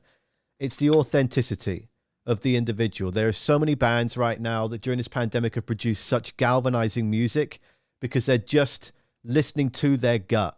They're stripping away all other thoughts. Like, Jan, as you were saying, my friend said, I don't know if I like this, reimagine this, rewrite this right from you. And the imprint that's left on you. And it's clearly then helped to galvanize this. Well, let's just trust our gut. Let's just get it done. Don't overthink it. And that's why I am so attracted to this music, because I can feel the energy. I can feel the absurd passion of which you three perform, and it's clinical and it's so good.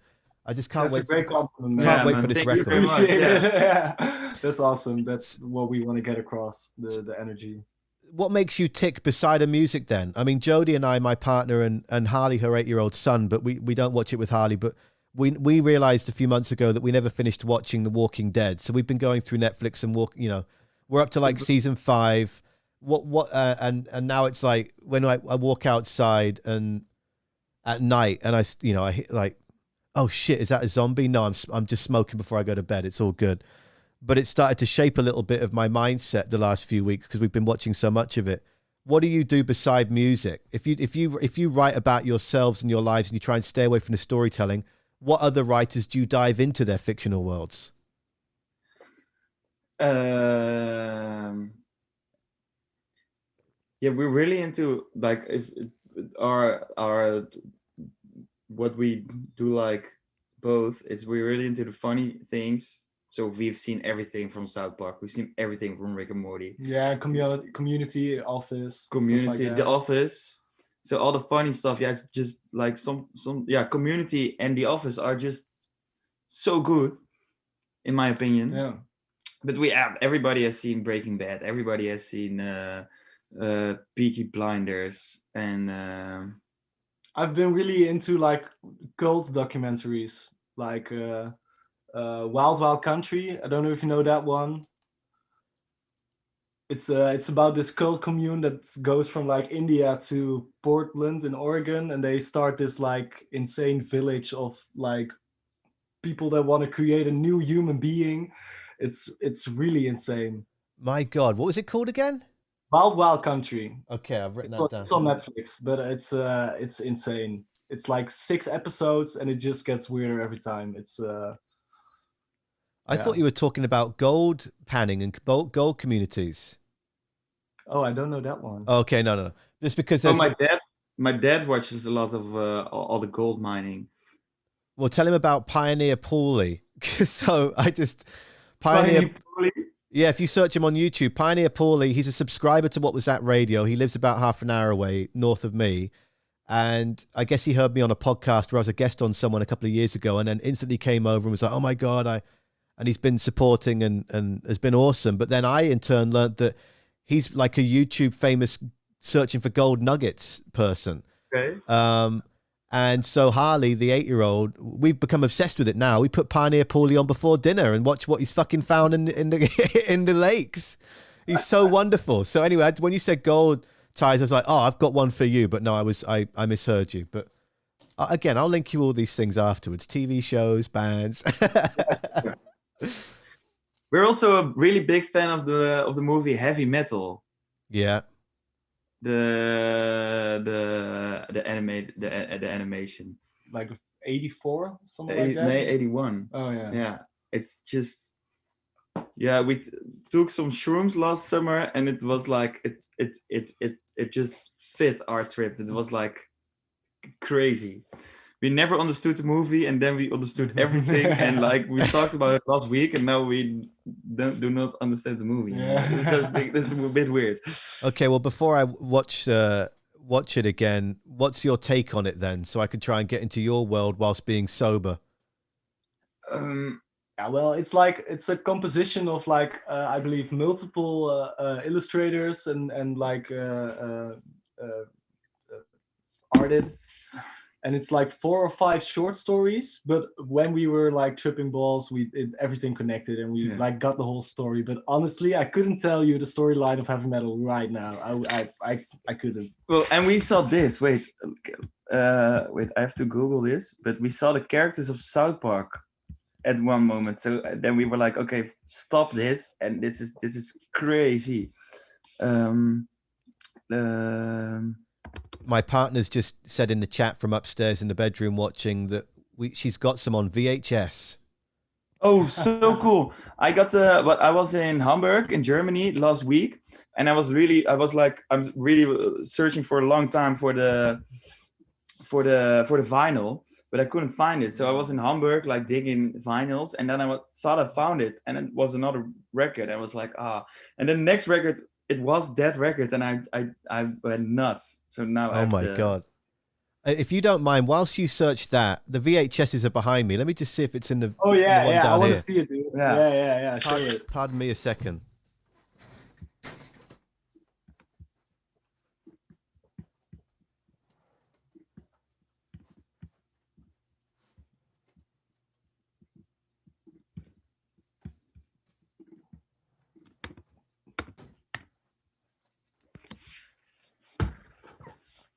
Whoa.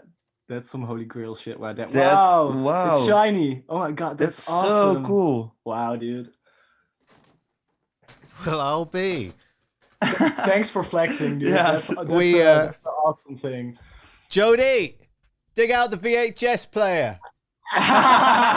We're gonna watch heavy metal tonight. We got some homework tonight. Wow, look at this. Jody bought this for $1 at a thrift store. Surprise, surprise. Wow. This is gonna be my new life goal. I need to find this at a thrift shop. Yeah, wow. So cool. Okay. Louder and nastier than ever, heavy metal.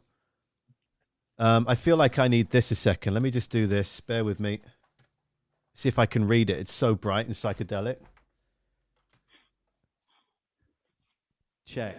Okay. All right. Check. Check. Based on the fantastical illustrated magazine Heavy Metal, producer Ivan Reitman enlists the help of some of Hollywood's animation masters to create the otherworldly tale of a glowing green orb from outer space that spread destruction throughout the galaxy. Only when encountered by its one true enemy to whom it's inexplicably drawn will goodness prevail throughout the universe. Dun dun dun! I'm going to eat your souls! Anyway, wonderful. We better watch that. Oh my God, the shit that comes up in these conversations, I love it. Yeah, now take a look at the image we sent you. Take a look at the image. Oh, what did you send in the chat? Let me get into Zoom here. Yeah, if you can like screen share it, that would be cool maybe, but it's very, very weird. Click to download. Let's save it to the desktop. Let's call it Bonglords JPEGs. All right, let's open that up. Do. Oh. What does it want to open it with? Let's doesn't recognize that file. How odd. Let me open it in Paint maybe. Open with Paint. Wow. Here we go. Oh, yeah. All right. I'm going to switch away so that those watching can see what you've just sent me, which is this. Ta-da! So who have we got here? This like You can see it, right? Yeah. Yeah, I can see it now. It's insane, huh? We are like, I saw it and I was like, whoa, stop the movie, and then we went nuts. And we were like, huh? Especially because we like knew heavy metal from the South Park episode about cheesing, having cats piss over you. That whole episode is like an homage to heavy metal. And when we saw this, we were like, whoa! But these guys were just like the biggest fan of this movie, and like found a way to like get an Easter egg of into that movie or something. It's insane. Okay. Is South Park a thing in Canada? Oh yeah, huge. Yeah. Yeah, they make fun of Canada all the time. You know that. Why would you be so? Why would you be so rude? You know they can't stand. Blame Canada, man. Blame them. Jannes, blame Canada. Okay, anyone watching right now, this is our homework to try and find thrift vintage heavy metal for these two wonderful souls in Ties and Jannes. That's what we're trying to do right now. I don't know. This is up to Jody. This is Jody's baby. But she's watching, and she will consider your proposal of sending this to Holland for free. She will consider that proposal. Something to trade. Yeah. Oh, a trade. Okay. That baseball cap you're wearing and the scarf. Oh yeah, the scarves. Yeah. Let's go. We'll take those. That seems like it's worth more than $1 though. That scarf. That could be a €3 scarf. I'm not sure. This was only This was only like 50. What even what? I don't even know what euros are. What's 50 cents of 50 pence? 50 cents. Yeah, You have like Canadian dollars, right? Yeah. Yeah. Wait. So I wouldn't know the transition. Let me check the currency. Oh God. Just dropped the. I also spied some Ace Ventura: Pet Detective, some Casper the Ghost on VHS under there as well. Wow. I was the biggest Jim Carrey fan for like my entire youth. I love Jim Carrey. Like, have you seen The Cable Guy? Yeah, I copied everything he did. Everything. He's a genius. Tell me about it, because for me, my childhood was just trying to get over some dark instances, and Jim Carrey and Robin Williams. I was obsessed with every film, every voice. I would try and teach myself to copy all their accents and all their voices, and that's why I really got into just trying to do voiceovers. Yeah, I get that, man. Yeah, I especially watched, like, I remember watching Jackass when I was really young. I was like, wow, this is insane. But like, we went to the last Jackass movie actually lately. Like for Tisha's birthday, we went with the three of us to the Jackass movie, but it was playing at 11 p.m. So first we went to a bar, and it was the best experience ever. Yeah, it was really good. It was really funny. Yeah, for sure. I don't think it's a film that you can go into. Like, you know, I haven't drank in 3 years, but I smoke marijuana, but I wouldn't go into that dry. Like, if you're someone that likes to wet the whistle or whatever, like you got to go in there and get scandalous, because it's, and that was what actually, when you were talking about your little TV series that you were filming, that was the first thing that came to mind, is like, you guys like Jackass. It's going to be fucking goofy, like Jackass meets, and now we learn of like the South Park and heavy metal vibes. When do you start releasing those little episodes and look into the eyes of Bongloard? I think or just before summer or after summer, because we want to have monthly episodes. So we are now working on it. So we have a few to release. It's going to be after the album release. Oh, so okay, so yeah, after the new album, but gearing up for the vinyl and stuff in September, October. That makes sense. Yeah. And how long will each episode be? Like 2-3 minutes, 5-10 minutes? 5 minutes for the first episode. Now it's 5 minutes. Yeah, and it's like Yeah.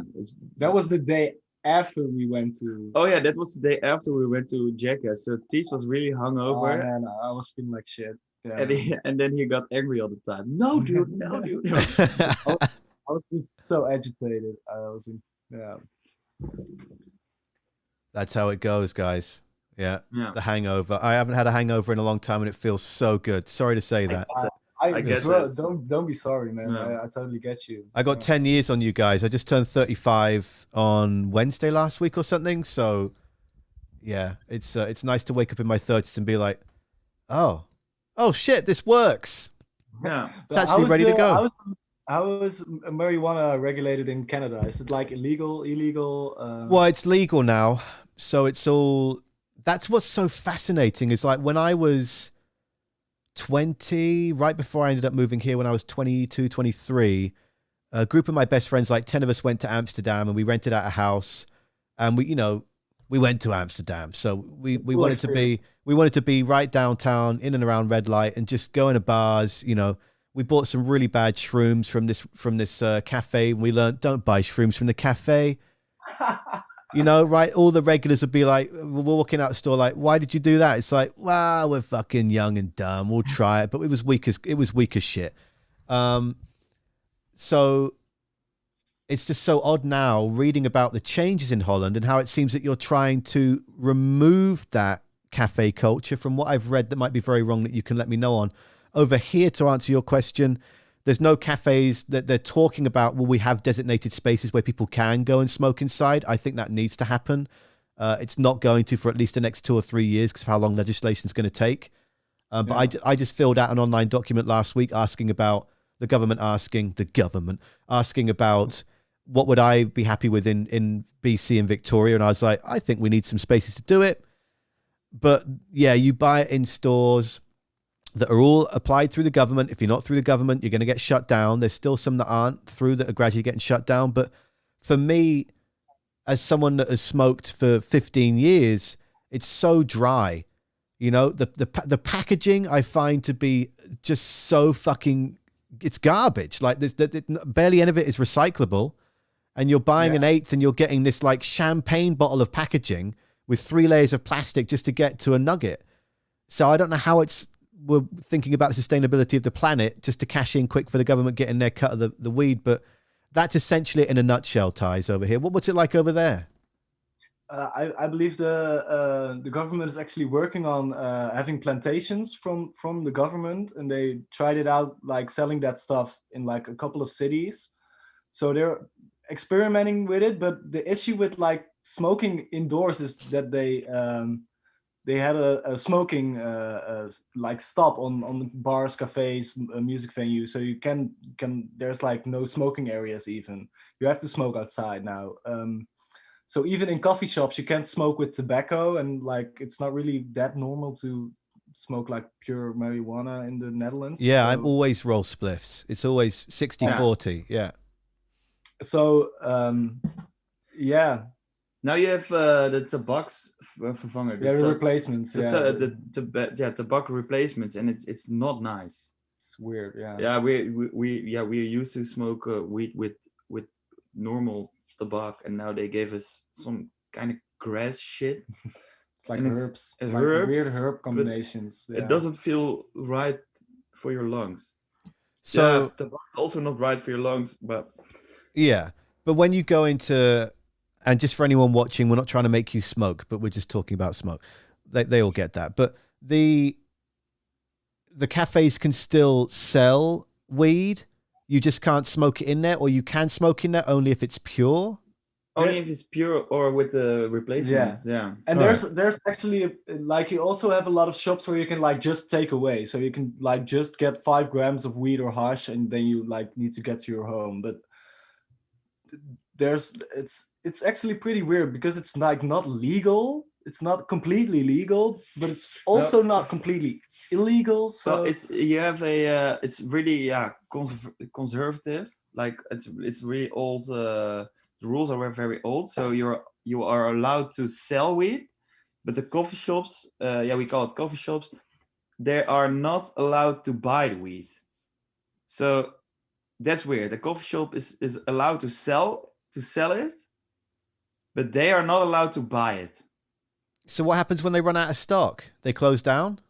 No, yeah, they buy it, but that's the whole fake thingy. That's the whole part where the Right. government say it looks away, but Yeah, and they want to take action. Actually, they want to like yeah, plant marijuana themselves so they can like export it to shops and stuff.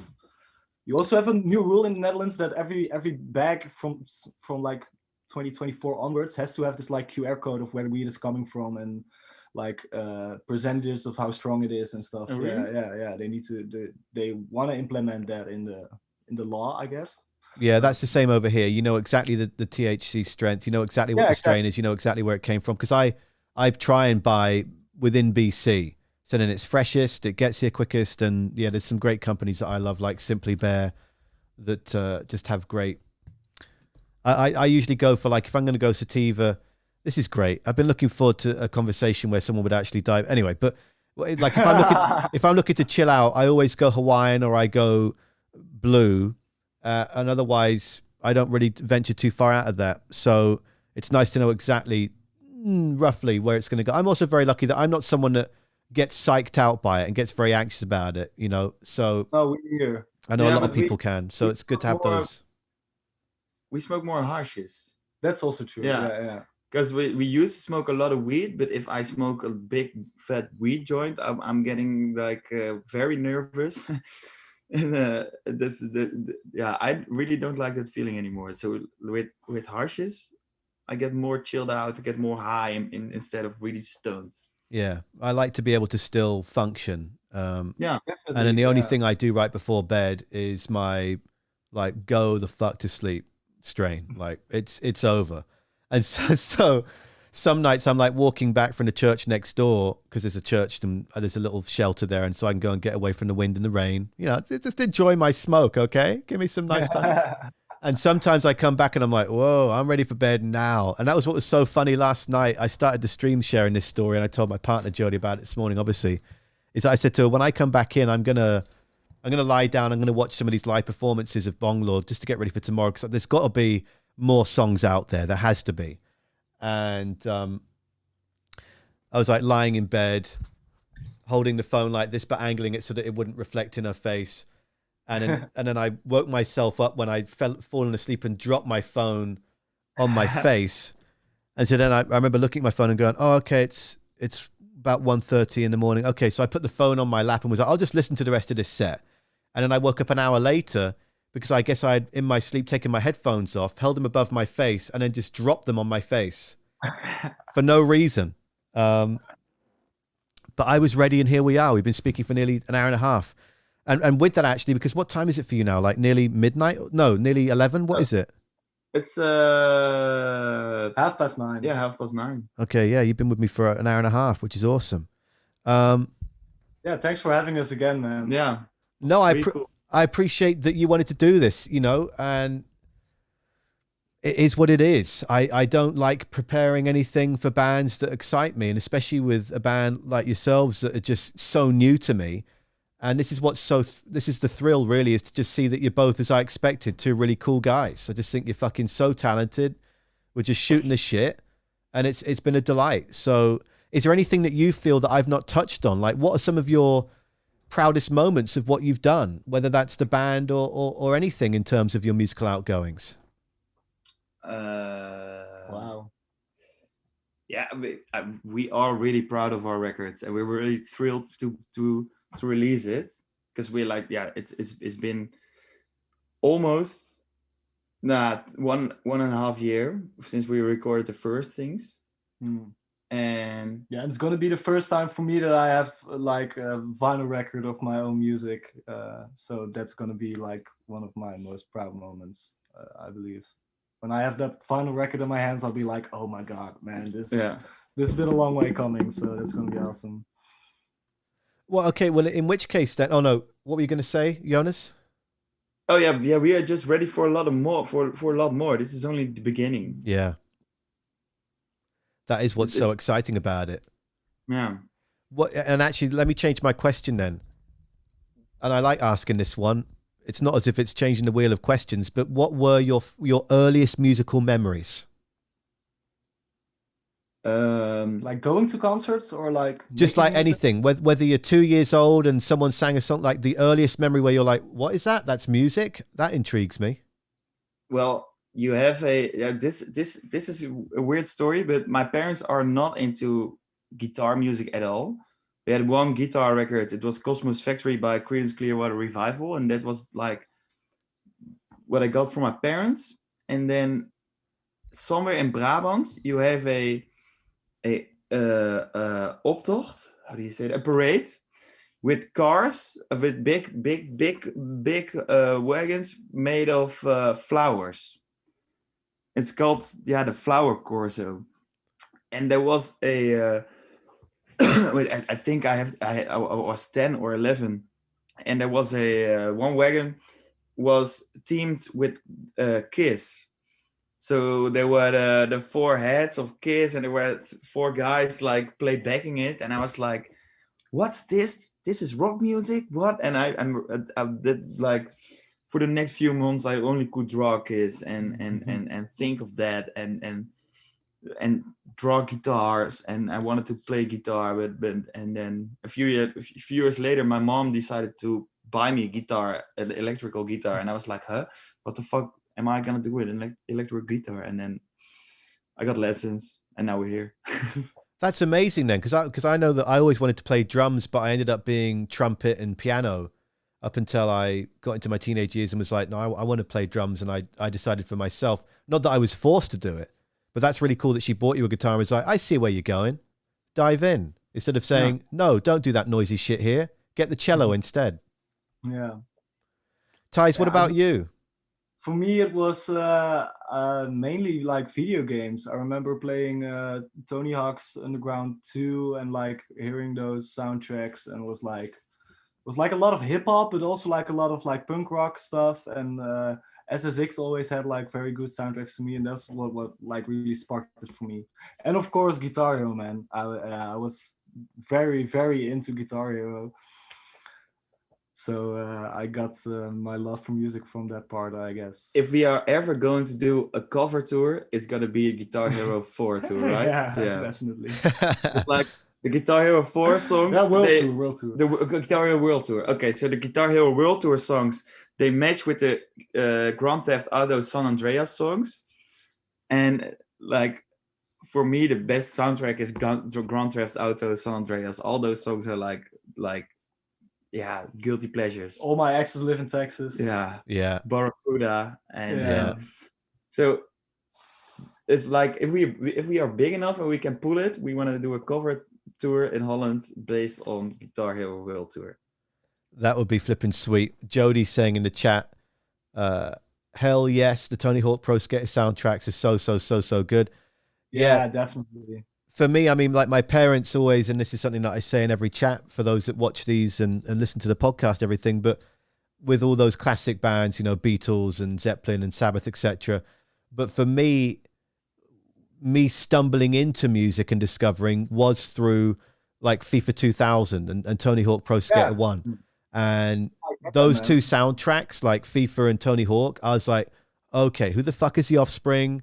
Like, who are these bands? Like, I need to know these bands now. Like, even with Blur and some of the Britpop bands that were all over the FIFA soundtracks, like my sister was giving me, then my sister would be like, oh my God, I've got Blur and Oasis on cassette, and giving me these cassettes and everything. And yeah, that was the early days. Like even SR-71 and like really strange, cheesy, you know, I don't mean to piss you off for things I might say. And OK Go, when they first came out, like all those strange sort of North American bands to me that I was like, what is this? This isn't fucking ABBA or Neil Diamond or fucking Beatles.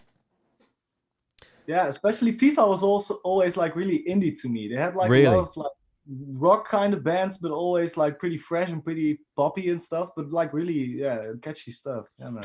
I feel like I also remember to have SingStar.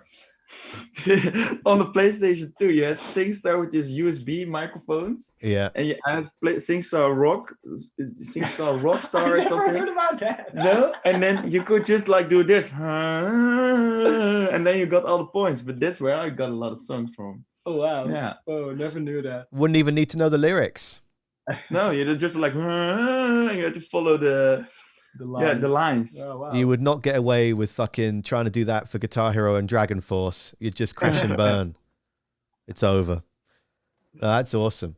Sweet. Well, no, I'm glad that we opened up into that, because I feel like for me, what I was going to say before I rudely spoke over you, Jannes, was that I feel like it's just dawned on me that what I'm trying to build now is essentially like those early FIFA 99 and 2000 soundtracks and Tony Hawk, where I'm trying to build this generation's Who the Fuck Is That?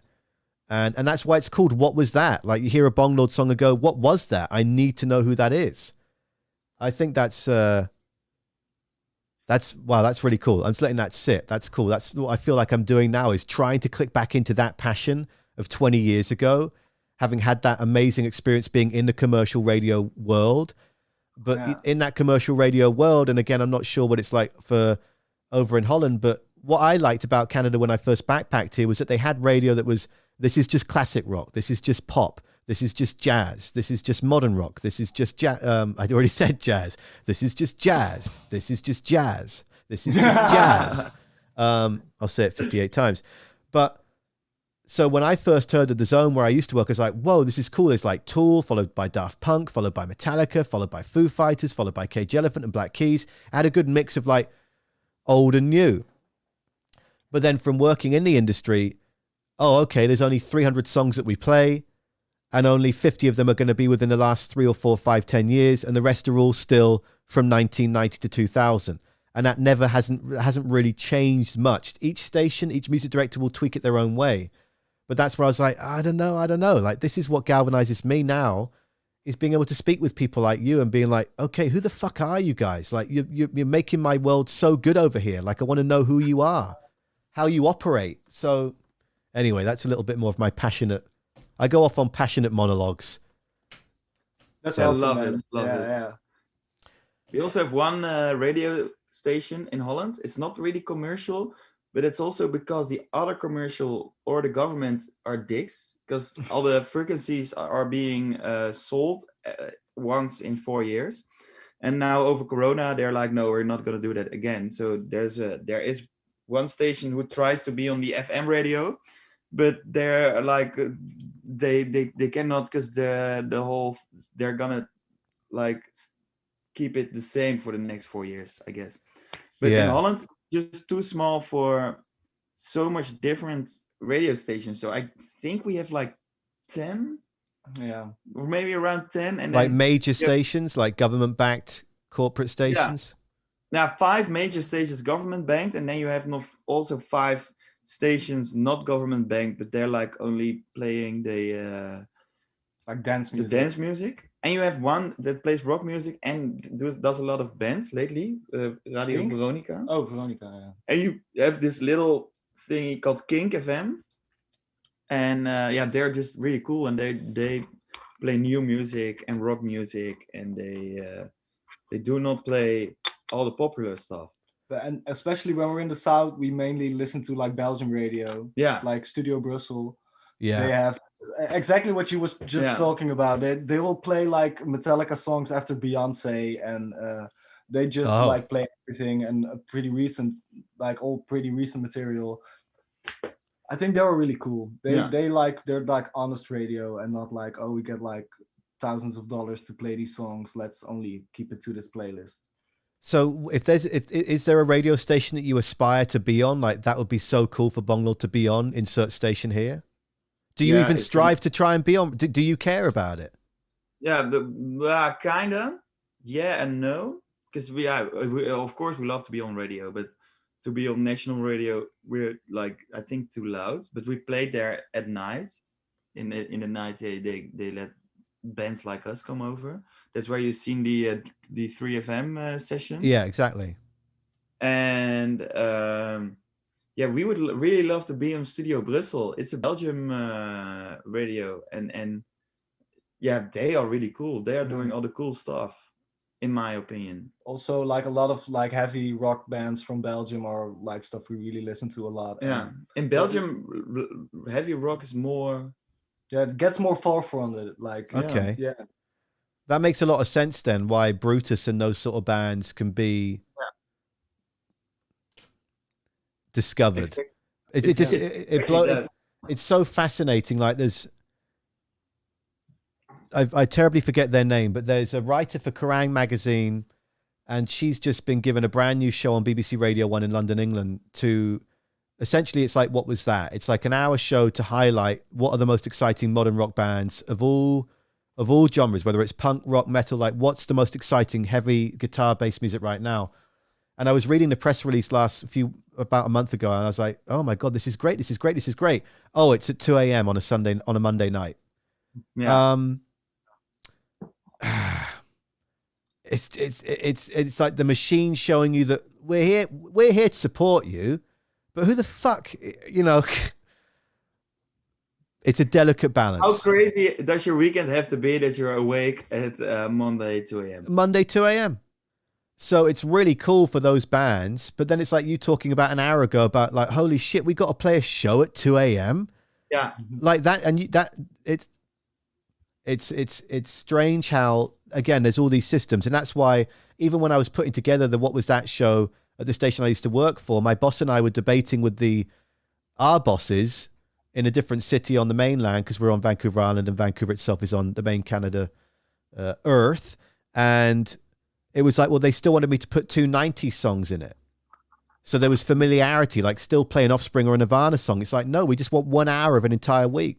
It's fascinating how people think that new music is so scary. But the reason why it's so scary, in my opinion, is that it's unknown. No one knows what it is yet. And through repetition, right? And through having DJs that speak passionately about it, by having bands that can come on the air and talk about them and create that context and that know-how around that song, all of a sudden, it ain't so strange anymore. It's captivating.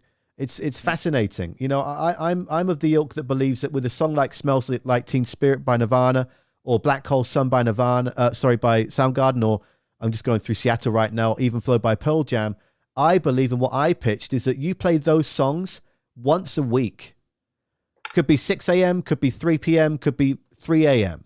But then it holds its power. Then you sprinkle around that the new Queens of the Stone Age, new Foo Fighters, maybe some combos, maybe some Bongloard, and it's like, whoa, whoa, whoa, whoa, whoa. But it's a whole different world that I decided to step out of ultimately. But anyway. It's weird that people crave back to those times. Like, oh man, I really wish I lived in the 90s so I could see Nirvana play. But if you're like living with that attitude, you're not going to be living right now where you could see the Nirvana of now play.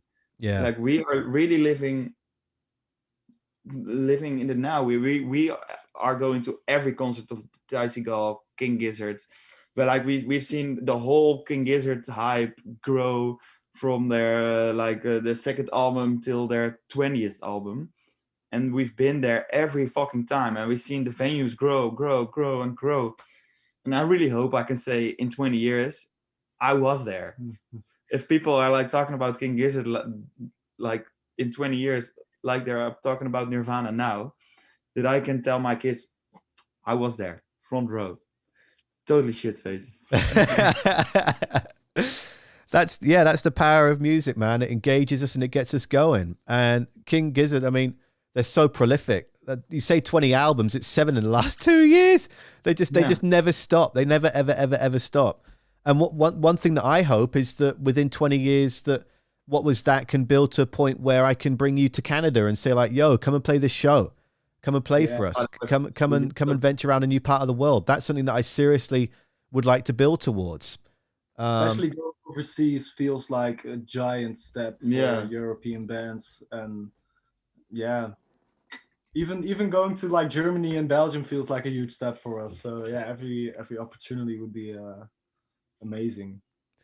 I just think what would be really cool is that, and I'm hoping to do this maybe in like, this station is 20 months old, and it's earned about $23,000. So it's given out grants and payments of half of that to supporters and to people looking to learn instruments through the Arts Academy, or to bands where we've just bought a shit ton of their merch or vinyl directly through the band and cutting out the middlemen where best possible. But what I would like to do what I hope we can achieve, what I'm driving towards, is a celebration festival. So every year, down in the Inner Harbour here, where in the next 2 years there's going to be a permanent stage built, and they already do like Ska Fest and Blues Fest and major things downtown anyway. They've been going on for years with it. I would like to have a What Was That festival, where it's, off the top of my head, it's like Bongloard, it's Electric Enemy from England, it's the Tasers, this psychedelic band from Johannesburg, South Africa, it's Spiral Drive from Austria, it's Loser from Australia. Did I just say Spiral Drive from Australia? I meant to say, no, I said Austria, Loser from Australia, and then no one pays to get in. It's like, these are the most exciting bands on the planet. Come and fucking watch these bands. If you like it, put some money in the side. Now, you'd already be guaranteed that you've got hotel, and I would have paid you through supporters money of backing the station, but I don't want there to be an excuse, because the biggest thing with the arts is that, I don't know, but then it's $20. Like, you just get here, and then trust me that these bands are going to electrify your fucking soul. That's it. Come check out the show. That's what I want to build to in several years from now. And I think it would be so cool to have you and some of those bands I've mentioned. So sounds like an amazing concept. We're there. Yeah, it's just down to us to continue to keep making friends, and I'll support you every way I can with everything I can. I know that I'm not an MTV or a Spotify or Rolling Stone, but what We Wuzzers are is a really passionate little community. And I just think that you guys, you're just so exciting, and it's such a thrill. We've spoken for nearly 2 hours now, and I'm gonna have to let you go in the next few minutes so that you can just go and fucking finish your beer and get ready for bed, or stay up until 2 to get ready for the 2 a.m. shows you got to do starting next week. Oh yeah. Keep the rhythm up. Yeah, because Harley will be out of school in an hour and a bit here as well. But no, let's double check here. Okay. New singles out next Friday. Yeah. Now, I know that you emailed me that. Are you comfortable in sharing what the title is, or what do you want to share about it? Problem is going to be out this Friday. 2 weeks later, we're going to drop the gram. And then a month later, we're going to drop the album. And we are going to play a lot of shows here in Holland. As in, we almost every week we play 2 or 3 shows. Yeah. And this new song that comes out on Friday is called, and what's a little insight you want to give to us before we hear it? It's called Problem, and I wrote it with a friend of mine who I'm playing in Foes with her, and she is also playing in 45 Acid Babies, and they kind of use the song, and we also use the song, so there are like kind of 2 versions of the song. And I wrote this like also on the art school we've been in like 4 years ago, and we're ready to release it. And Problem's the one that I've been raving about now. It just clicked. That's the one that I've been watching on his live performances and going, I really want to fucking hear this song. Yeah. 45 Acid Babies. That's cool that you brought them up, because I have only Class 6 from now on in rotation on the station. Yeah. That band's fucking bonkers. Yeah, they're like the girl's my niece, actually. No way. And I play with her in Foes. Yeah. So we can have an acid chat with her at some point in the future. No, this is so cool. This is like when I spoke with Raphael of Spiral Drive, and he told me that he was in Mother's Cake, and I was like, get out. She's your niece. Because I actually also play in Foes. And he also plays in Foes. Right. Holy shit.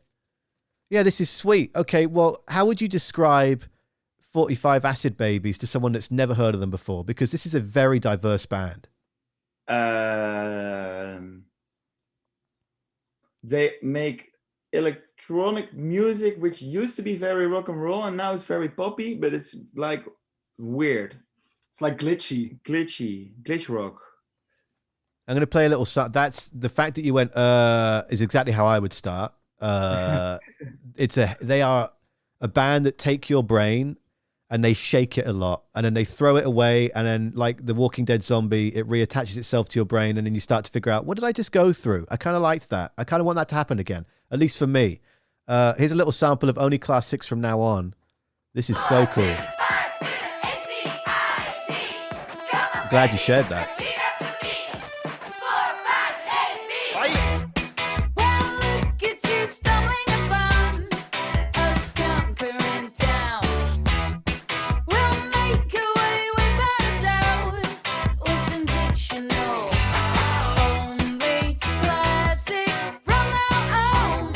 I'm addicted to this song. Let me play it from let me guess the chorus about here-ish.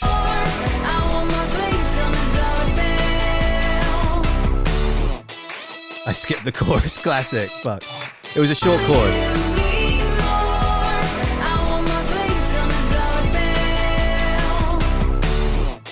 Yeah, man. This band is so cool. What a small world. Yeah. Jesus. Small word after all. Yeah, we all studied together. Their entire band and our entire band were like classmates. We lived together, actually. Yeah. What was the school that you went to again then? Like to do... Herman Brood Academy. And then what do you were all in the same, like, what did you just do? Music production or what particular? It's a pretty big school. They have like pop and rock musicians and also like hip hop and R&B rappers and producers and also like technicians, like light and studio technicians. They do a lot like art and music based. Yeah, Performing arts school. Yeah. And you get what you come out of it with, like a B.Tech or with a degree or a beat. Diploma. Yeah, diploma. Sorry, B.Tech is diploma. Yeah, pardon me. I think it's you have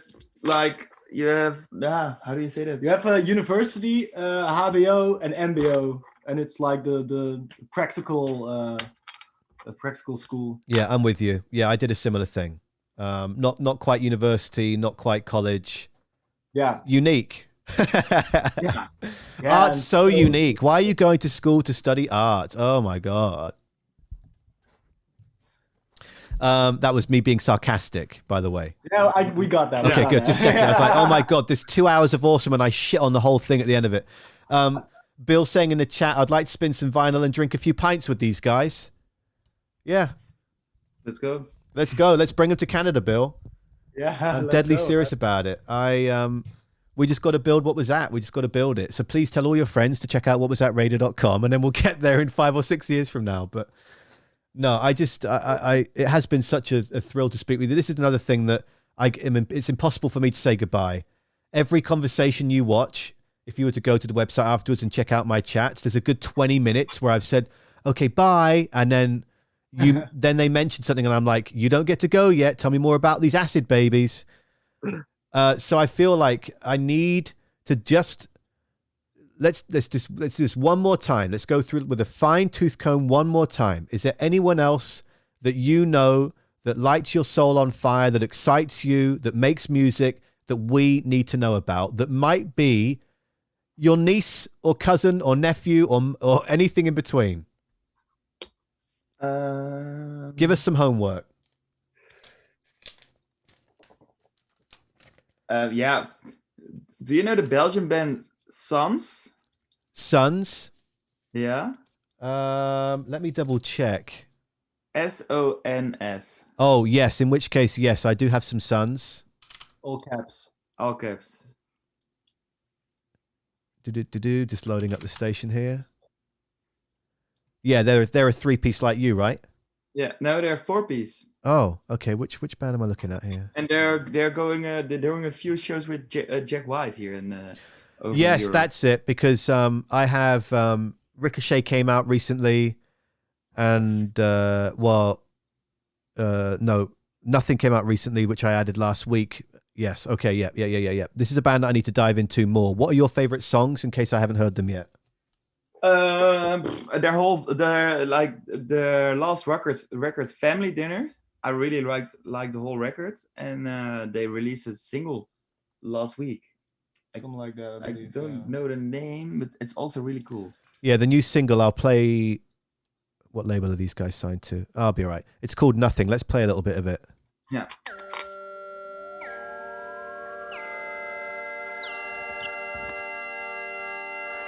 Nothing ain't real, nothing inside me makes me feel now. I feel like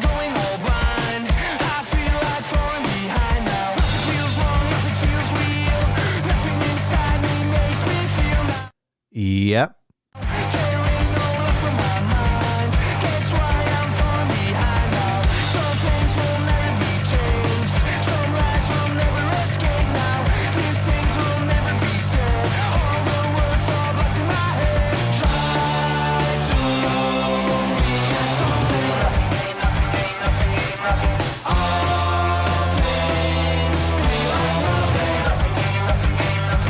Twenty thousand plays on Spotify, which is amazing, but it is just, it should be 120,000 by now. Exactly. Yeah, right? man. Yeah, I feel the same way for sure. That's the same thing when I look at your spins. Like, I'm staying in bed today just under 20,000. I want it now 47,500. Woo, yeah, 15,000. I kind of find that criminal. Like, I think it's like it should be hundreds of thousands, but it's just how do we get the world to know about the Bongloard? You know, especially like Spotify seems like the most complicated platform ever, with the biggest pool of musicians and all kinds of bands, and like getting into that algorithm and the release radar and getting into like new Music Friday playlists seems like so hard right now. It's Have you had any success with any of those singles with playlists on them yet? Not really, I believe. Like maybe the release radar, like we got into that. We could like, you can like track it all on your Spotify for Artists account, but because this was the same for the band that I used to be in, is, and correct me if it's changed in the last 4 or 5 years, is that you just apply for Spotify and all you do is that's it. Like when you're applying for government grants to record an album, whatever, you just say, here we are, here it is, bam. And then you never fucking know. You don't know until they either say you've been added to this list or not. Like it's just gone. Yeah. It's an interesting system where, for me, I know that it just really tested my mind and my patience. Like I need the detail. Like who are we even trying to apply to? Is there a human that looks at it, or a computer that listens to it and goes, no, yes, Like, how does it work? There's a human in Holland. I know there are humans who like put it in the playlists, but we didn't get any big playlists. We got all kinds of underground playlists, and then the release radar picked it up. So the algorithm, you know what I mean? Yeah. The algorithm picked it up.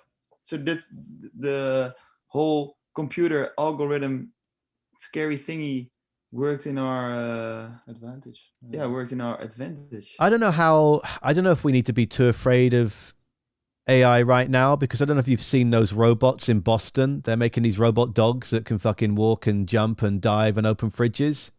Wow. Okay. But they can't. So we've got another 20 years. It's not there yet. We've got time. Like, I feel like our generation is okay. And when you're 70 and I'm 80, we'll be talking about, wow, look at how technology is going to change a lot. I don't know where I'm going with this. Just like every now and again, artificial intelligence should be really scary. And then you see a robot dog fall over just trying to walk, and you're like, nah, we're good. But maybe the computer's smarter than the man, and it's just rickrolling us. And it's like, you don't know what we can really do. Anyway. Oh yeah. Sons are great. Okay, give me selfishly, give us a couple more bands to look up. Black Leather Jackets. Okay, yeah. Also from Belgium. Yeah, the Ballad Bombs, they were in our playlist. The Ballad Bombs, really like the Ballad Bombs. Cloud Surfers. And the Desmonds. Fuck. Oh my god, fuck. Yeah. They have a song called Anal. It's amazing. It's amazing. And Tape Toy. Yeah, love Tape Toy. And they're good friends of us, and we play in a band also. Support. Yeah, we just play the music. We don't write it, in a band called Fiep, FIEP, and she's gonna drop her new music in, I think, a month, and we are playing with the drummer of Tape Toy in there. Yeah, sweet. I've got Tired and Crushed on the radio station's playlist right now by Tape Toy. I've got, so Sons, Cloud Surfers, Bella Bonds, Fiep, and then what was the other two that I missed writing down? Fuck. Yeah. And Black Leather Jackets. That's it, Black Leather Jacket.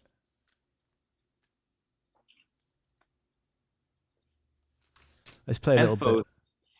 the And last one, FFOOSS. A little bit of self-promotion. Yes, exactly. That's a must. Let's get that. Boom. And what's the latest single from that? FOM? Yeah.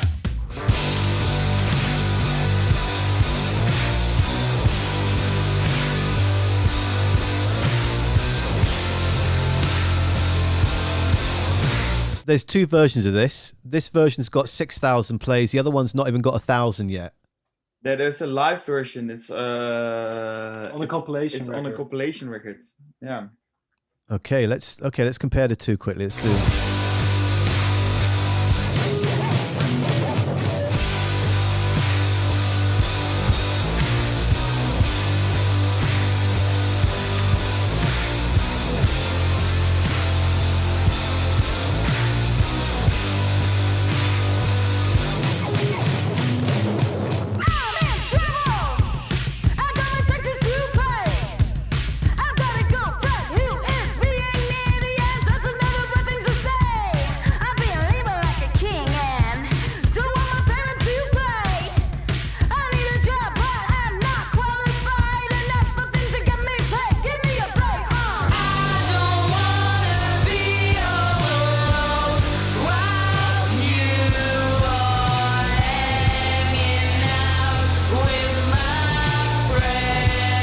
This is fucking cool. I love the fact that they went not necessarily half time, but they brought it a third back from the pace that you might imagine them to drive through into the chorus with. It's like, no. Sit back a second.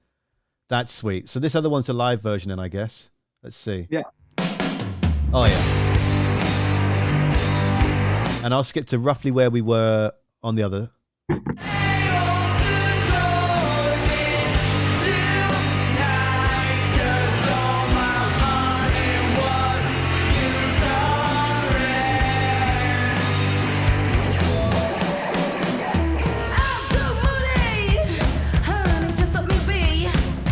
I'm just showing chat the purple artwork because purple's my favorite color, and that's what was that is from the Sick of Being 17 and Slayer artwork. That's fucking sweet.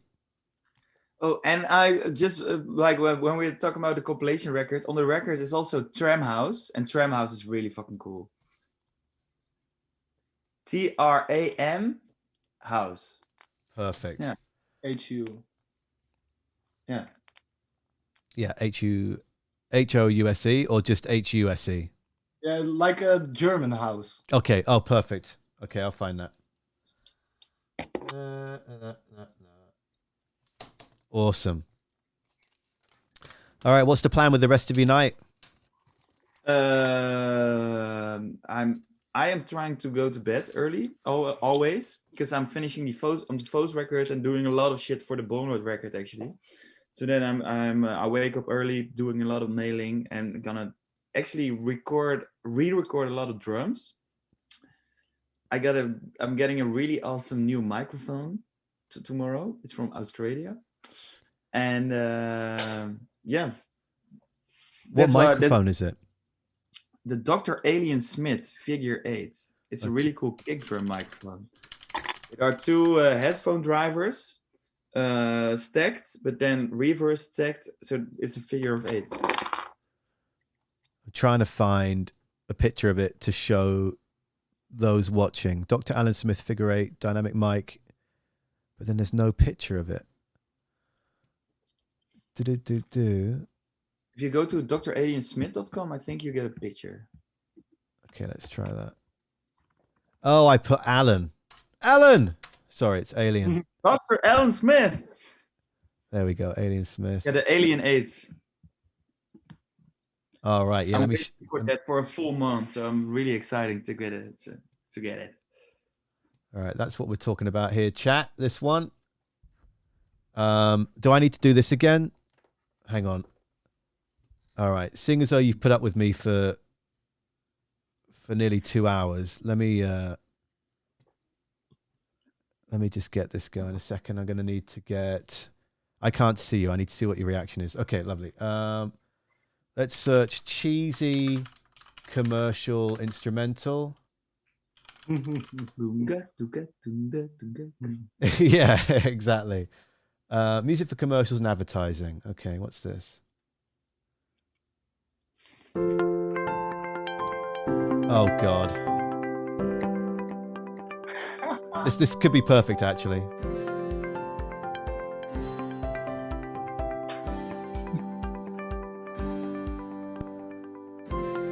Would help if I turned on the other mic. There we go. Okay. Too much? No, it's a bit too much reverb. Check, check, check. Introducing the Alienate Figure 8 Dynamic Mic. The Dr. Alien Smith Alienate is a figure 8 dynamic microphone designed for low frequency sources that also need to have a focused mid-range to fit easily into a mix. It really shines on kick drums and bass sounds by capturing a big low end and a detailed mid-range. The Alienate features two 50mm headphone drivers as capsules, sitting one on top of the other. The top one faces forward while the bottom one faces back. These capsules pick up sound in a figure 8 pattern, but like some ribbon microphones, the rear sounds different to the front. By using two capsules, the Alienate takes advantage of these tonal variations with its 3-position switch.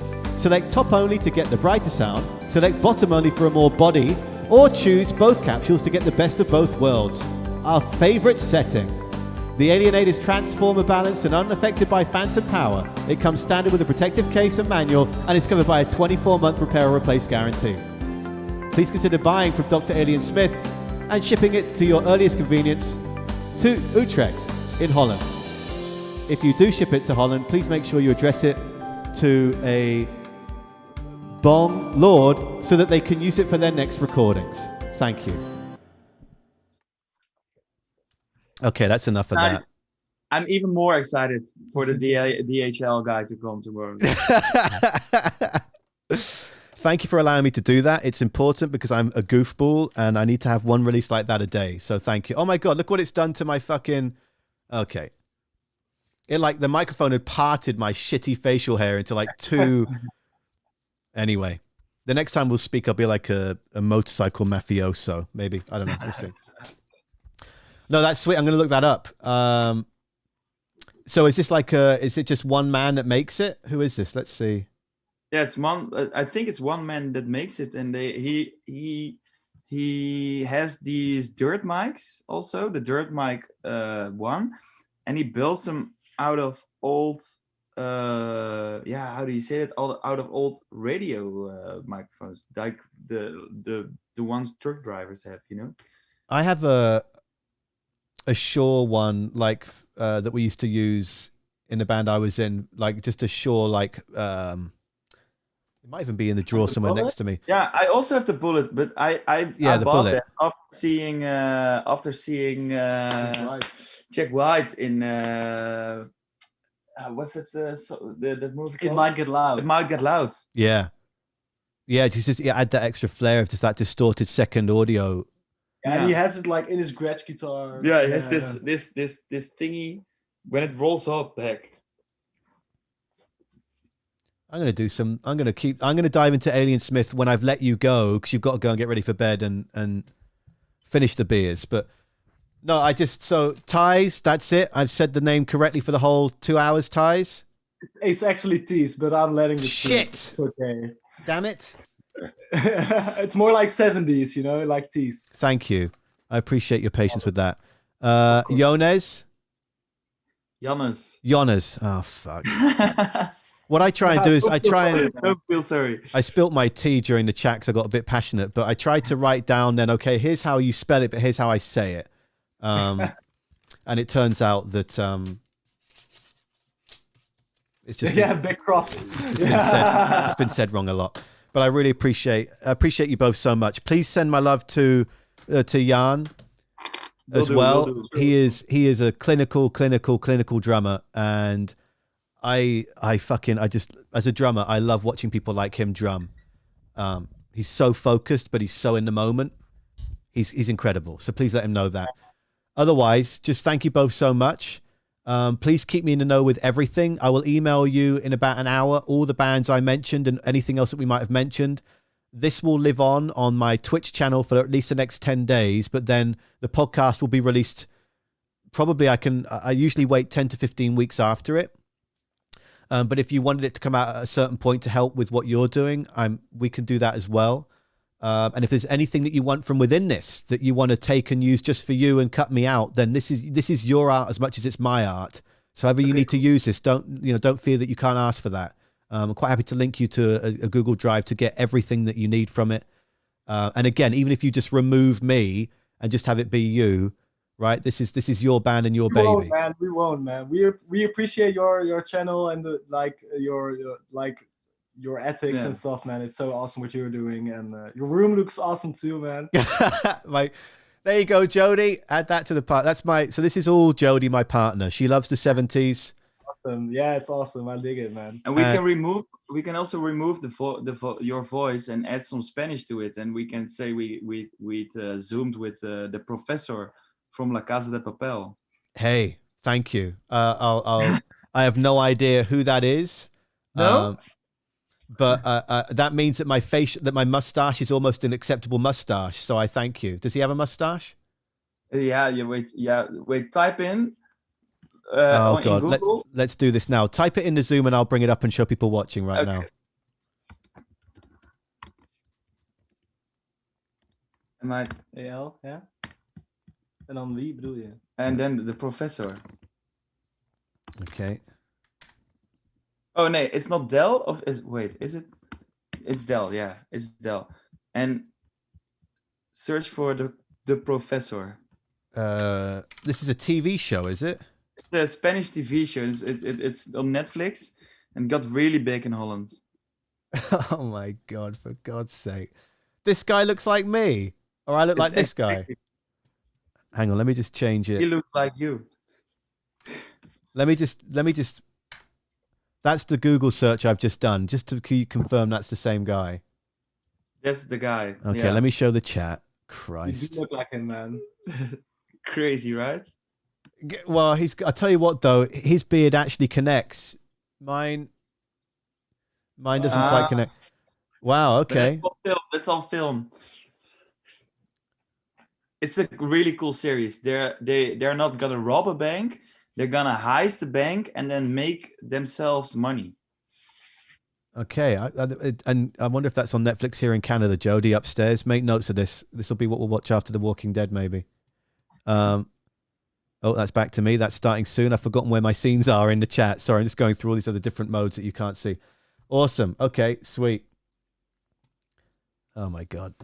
Great. That was awesome. No, let's just keep in touch, and I can't wait. I can't wait to play all these new songs over and over again, and I can't wait to sort bang a bunch of vinyl from you later on in the year. For those watching right now, anyone that's watching right now, let's do this right now. Anyone that's watching, you need to email me to whatwasthatradio@gmail.com by the end of today. And if you do, you'll go in the draw to win these signed Bongloard vinyl. Because the people watching right now, you've been here for 2 hours, for nearly 3 hours when I started this. You're going to get first dibs on these Bongloard debut album signed vinyl of people overreacting to my behavior. That's the deal. Sound good? Cool. We can't hear their response, but I'm going to say it. Yeah. Whatwasthatradio@gmail.com. You've got until midnight. Let me know you're watching. Let me know you're interested in winning that vinyl, and you'll be in there. Otherwise, okay, so Tease. Yes. And correct. Jannes. No. Yeah. No. We'll count that in. We'll count it. We'll count it as good. Oh, Jesus Christ. Where's my... Thanks, John. There it is. Yeah, you got the easy one. Thank you both so much. Yeah, now have a wonderful rest of your day. Hey, good luck with everything you're doing and with the show. And yeah, we wish you all the best. Yeah. Hopefully to the future. Yeah. Yeah, no, we'll hang out in the future. We will both build our careers to the point where we will meet and we will have an incredibly awesome night of sweat and rock and roll. That's what we're going to work towards here. And let us know if you're ever in the neighborhood. Yeah, if I'm ever in Holland, I fucking definitely will, because I'd love to sleep on your floor. Thank you. Nice. Yeah, man. No, you'll get it. Yeah. Awesome. Have a great rest of your night, and thank you both so much again. You got to end this now, otherwise I will not stop, and we'll be here until 4 a.m. Okay. Bye. Bye. Bye. Bye, everyone watching. See you. Get out. Go. Run.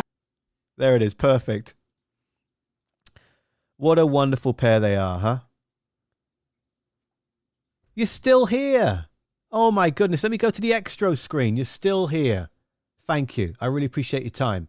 And I would urge you to just dive into Bongloard, right? Wherever you're watching or listening to this, they are linked below. Please, please, please follow everything that you've got in terms of social media and that they have accessible for you to follow. What they've got is what I was trying to say. Get my phrasing the right way around.